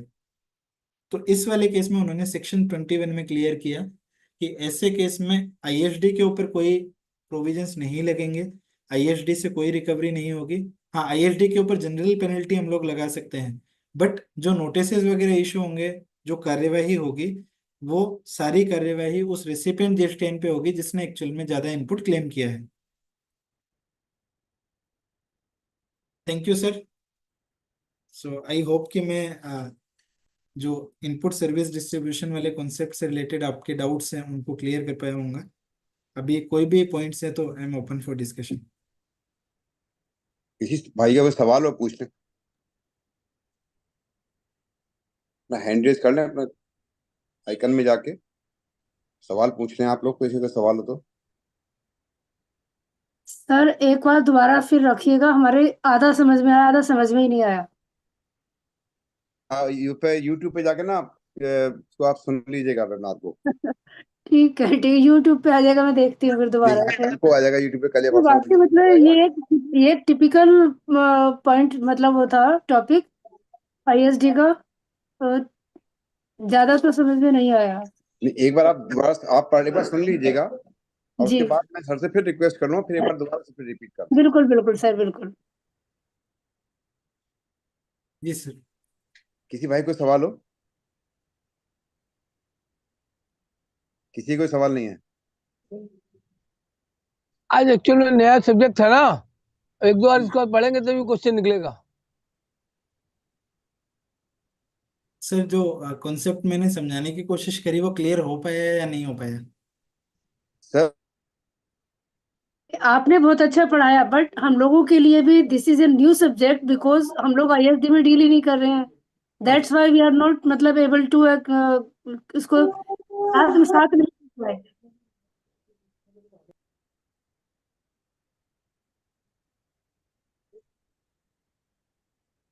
सर प्रेजेंटेशन बहुत अच्छी थी, सब बहुत अच्छा था आपका जी। प्रेजेंटेशन बहुत बढ़िया सर का। एक और गुरु बैठे हुए हैं हमारे आपके साथ, आपको चेक कर रहे हैं, राजेश खंडेलवाल सर, फरीदाबाद से। सर नमस्कार सर। एक्चुअली क्या है मैं बताऊं आपको, मैडम ने कहा ना समझ में नहीं आया। जी सर। सर सबसे बड़ी बात यह है, हम डेली इस प्रॉब्लम को फेस कर रहे हैं, लेकिन हम अपने कस्टमर को कैसे बताएं कि आपके लिए आईएसडी क्यों मैंडेटरी है, पहले हमें तो समझ में आना चाहिए। और मैं आपको गारंटी देता हूं सर, हमारे जो कस्टमर है ना, और जिनका एक से ज्यादा जीएसटी नंबर है, उसके लिए तो आप मान लीजिए मैंडेटरी है ये, सिंगल वाले पे कोई फर्क नहीं पड़ेगा। लेकिन हम खुद अवेयर नहीं है। जब हम खुद अवेयर नहीं है तो हम अपने कस्टमर को कैसे बताएं? वही चीज सर।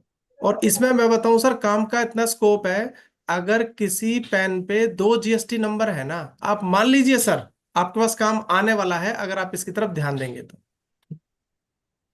सर बहुत लोग हैं जिनके एक पेन पे 2 नंबर हैं जी। जी। और सर एक इसमें ये एक नंबर चल रहा है यूपी में, एक चल रहा है कहीं बॉम्बे में या दिल्ली में या हरियाणा में या किसी और स्टेट में। आप सारी बातें हर्ष जी, आप सारी बातें छोड़ दीजिए।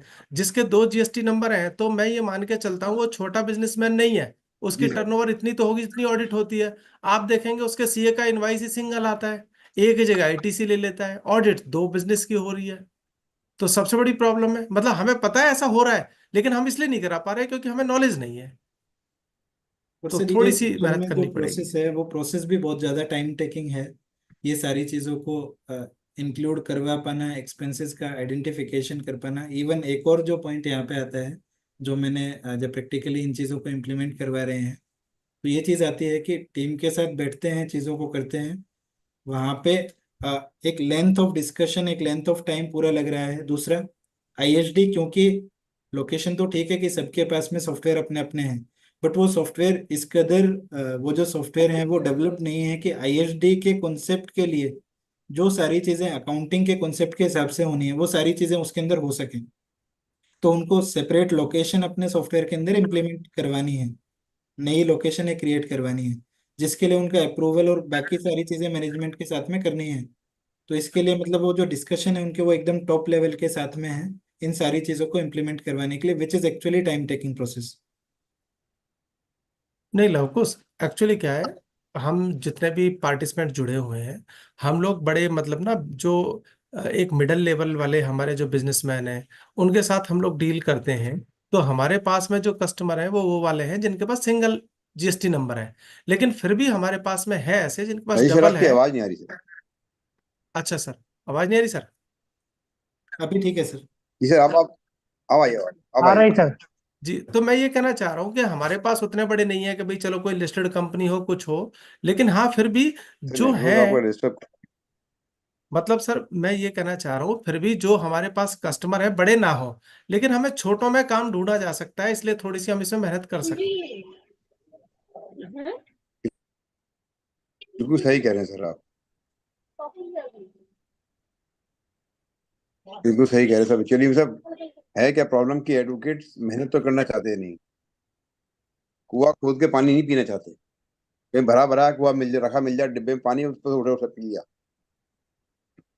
नहीं और सर, ऐसा कड़वा ऐसा बोलता था इसीलिए ऐसा लोग तो नहीं मुझसे है। पढ़ते हैं। सर सर ऐसा नहीं है, देखिए सीखने के इच्छुक हैं भरा तभी हुआ हम पानी चाहिए, सैटरडे भरा हुआ। क्लास में जुड़ते हैं।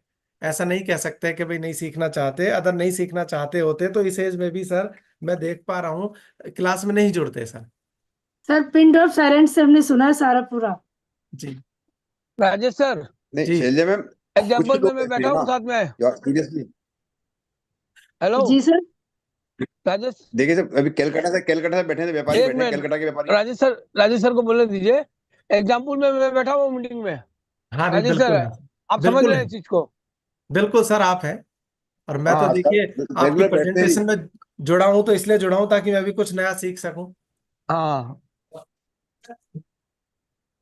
जी। किसी को सवाल हो तो पूछने अभी भी नहीं आ रहा कि दिमाग में किसी के सवाल कोई।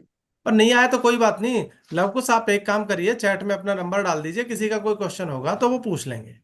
Sure sir sir. मैं पूछ जैसे मेरी सिस्टर की फर्में हैं, उनका उत्तराखंड में भी है एंड यूपी में भी उनके रजिस्ट्रेशन है। तो उसमें हमें आईएसडी का तो हमें कभी आवश्यकता नहीं पड़ती, क्योंकि टैक्स वो वहाँ पे जो बैठे हैं वो वहां से जमा कर देते हैं। अब मेरठ वाली फर्म का हम यहाँ से जमा कर देते हैं। तो उसमें क्या आईएसडी का टॉपिक आ सकता है? हमारी आईएसडी ट्रेडिंग दोनों फर्में हैं, दोनों दो जगह है। मैम वो सेम पेन पे हैं या वो डिफरेंट पेन पे हैं? सेम पेन नहीं, वो एक्चुअली प्राइवेट लिमिटेड कंपनी है एक्चुअली। हाँ ओके। सेम पेन पर प्राइवेट पेन तो सेम होगा लिमिटेड ना मैडम, कंपनी है। तो भले प्राइवेट कंपनी है, पेन तो सेम होगा ना। सेम तो पेन सेम है मैम पेन। इस वाले केस में जो आपके स्टेट ऑडिटर के बिल आते होंगे वो सिंगल इनवॉइस आते हैं या अलग अलग आते हैं हर लोकेशन पे? मेरठ के ही सीए करते हैं, सिंगल ही बिल होता है। मेरठ के सीए देखते हैं सारे, ऑडिट वॉडिट वही करते हैं और तो रिटर्न हम भरते हैं। अल्टीमेटली जो मेरिट के सीए ने जो इनवॉइस रेज किया वो एक सिंगल इनवॉइस है दोनों लोकेशन के लिए? और एक्चुअली सर प्रॉब्लम ये ना कि मैं 9 भी उनकी अवॉइड कर देती हूँ भरने के लिए, कि भाई सीए साहब ने तैयार किया है तो आप ही 9 भी भरिए, मैं 9 भरती ही नहीं हूँ उनकी, क्योंकि ओके। रियल सिस्टर है। कहीं कुछ गड़बड़ हो गया तो काम का तो कोई दिक्कत नहीं नहीं। नहीं शैलजा मैम, दस क्या छोड़ सर दीजिए। कुछ और पूछ रहे हैं। तो मैम मैं जी पूछ रहा हूँ कि जो इनवॉइस है, क्योंकि सिंगल इनवॉइस आपका आ रहा है और वो दोनों लोकेशन के लिए है, तो जैसे ही वो सिंगल इनवॉइस हो गया तो मतलब आपके आपने जो सर्विसेज ली हैं वो दोनों जीएसटीएन के लिए सर्विस ली है, सेम सर्विसेज हाँ ले ली ठीक है? दोनों के लिए तो एक जगह। यहाँ पे आपके आईएसडी की रिक्वायरमेंट आके खड़ी हो गई। तो या तो ऐसा हो कि जो सीए हैं जिन्होंने ऑडिट किया है वो दो इनवॉइस रेज करें, एक आपकी मेरिट वाली लोकेशन के लिए और दूसरा आपकी दूसरी लोकेशन के उत्तराखंड वाली के लिए। लिए। यस। अब क्योंकि यहाँ पे एक सिंगल इनवॉइस आ रहा है तो वो आईटीसी भी आपका एक ही जगह पे क्लेम किया जा रहा होगा, बिल्कुल। जबकि सर्विसेज दूसरे जीएसटीएन से पर्टेन करती हैं, आदि की सर्विसेज या पार्शियली। ठीक है, तो यहाँ पे आईएसडी का कॉन्सेप्ट आता है कि जो वेंडर इनवॉइस रेज कर रहा है वो आईएसडी पे रेज कर दे, लेटेस्ट से 1 लाख रुपए का या 5 लाख रुपए का इनवॉइस। फिर आईएसडी लोकेशन जो है वो अपना ही रजिस्ट्रेशन है। फिर जितनी भी सर्विसेज मेरठ से पर्टेन करती है उतना खर्चा मैं मेरठ लोकेशन पे बिल कर दूंगा, जितना मेरा और बाकी उत्तराखंड उत्तराखंड वाली से पे। है वो उत्तराखंड पे चला जाएगा। यस। सर मैं यूट्यूब पर दोबारा से देखूंगी आपका वो, श्योर मैम। तब थोड़ा सा समझ एनी में आएगा। Doubts I am available. जी सर, बहुत अच्छा लगा, क्योंकि पिन ड्रॉप साइलेंस से हमने सुना है पूरा। जैसे पिन ड्रॉप साइलेंस रहती है, सब सुनते रहे, सब बहुत गौर से हैं। पृथ्वी असोल साहब, अब आपकी बारी आ गई। वोटर थैंक्स करें सर का आज का। और उसके बाद राष्ट्रगान के समय सबसे रिक्वेस्ट है कि अपनी सीट पे प्लीज खड़े हो जाइएगा, माइक्रोफोन बंद करिएगा रखे। पृथ्वी भाई,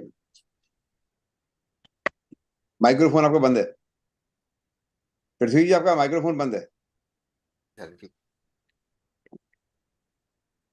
सभी को मेरा नमस्कार। समापन की इस सुंदर सी बेला में मैं सभी अपने अधिवक्ता बंधुओं का बहुत बहुत हार्दिक स्वागत करता हूं।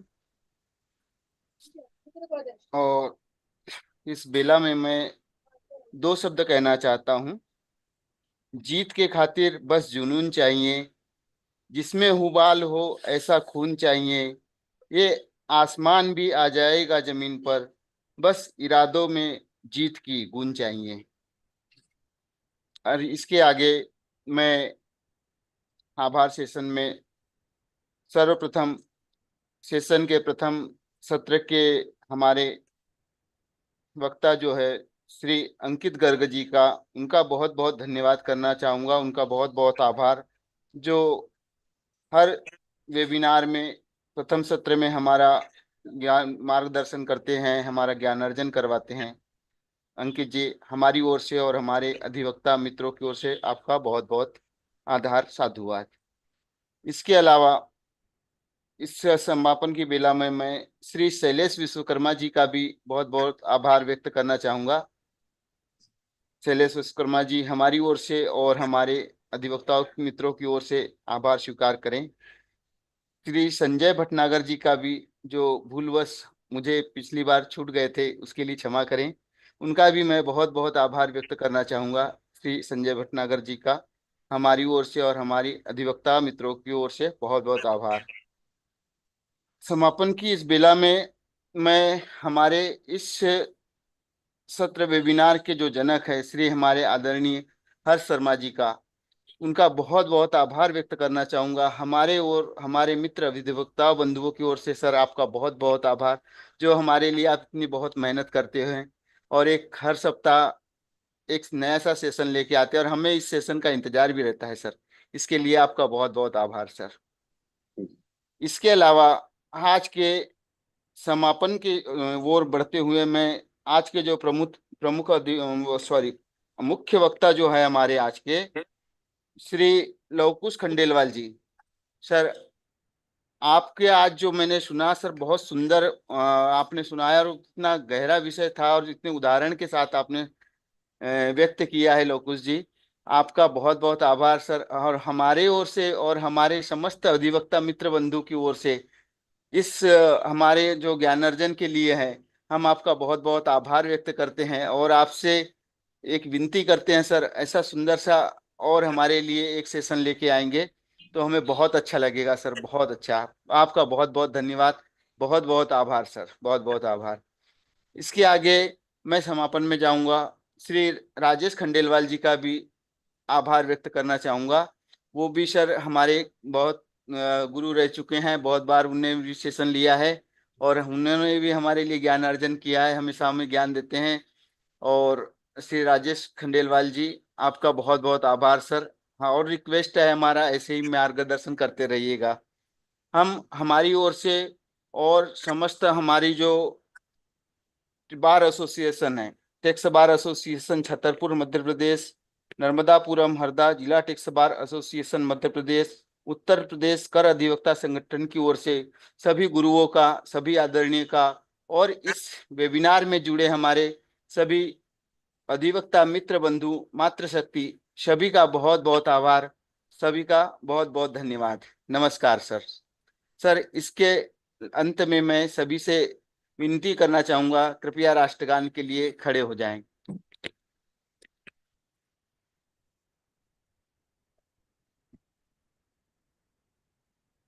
राष्ट्रगान। जन गण मन अधिनायक, जय हे भारत भाग्य विधाता। पंजाब सिंध गुजरात मराठा, द्राविण उत्कल बंगा, विंध्य हिमाचल यमुना गंगा, उच्छल जलधि तरंगा। तब शुभ नामी जागे, तब शुभ आशीष मांगे, गाये तब जय गाथा, जन गण मंगलदायक जय हे भारत भाग्य विधाता, जय हे जय हे जय हे जय जय जय जय हे, भारत माता की जय। Thank you very much everyone. Thank you sir, Lavkush sir, thank you very much. Thank you very much sir. Sir बहुत अच्छा लगा।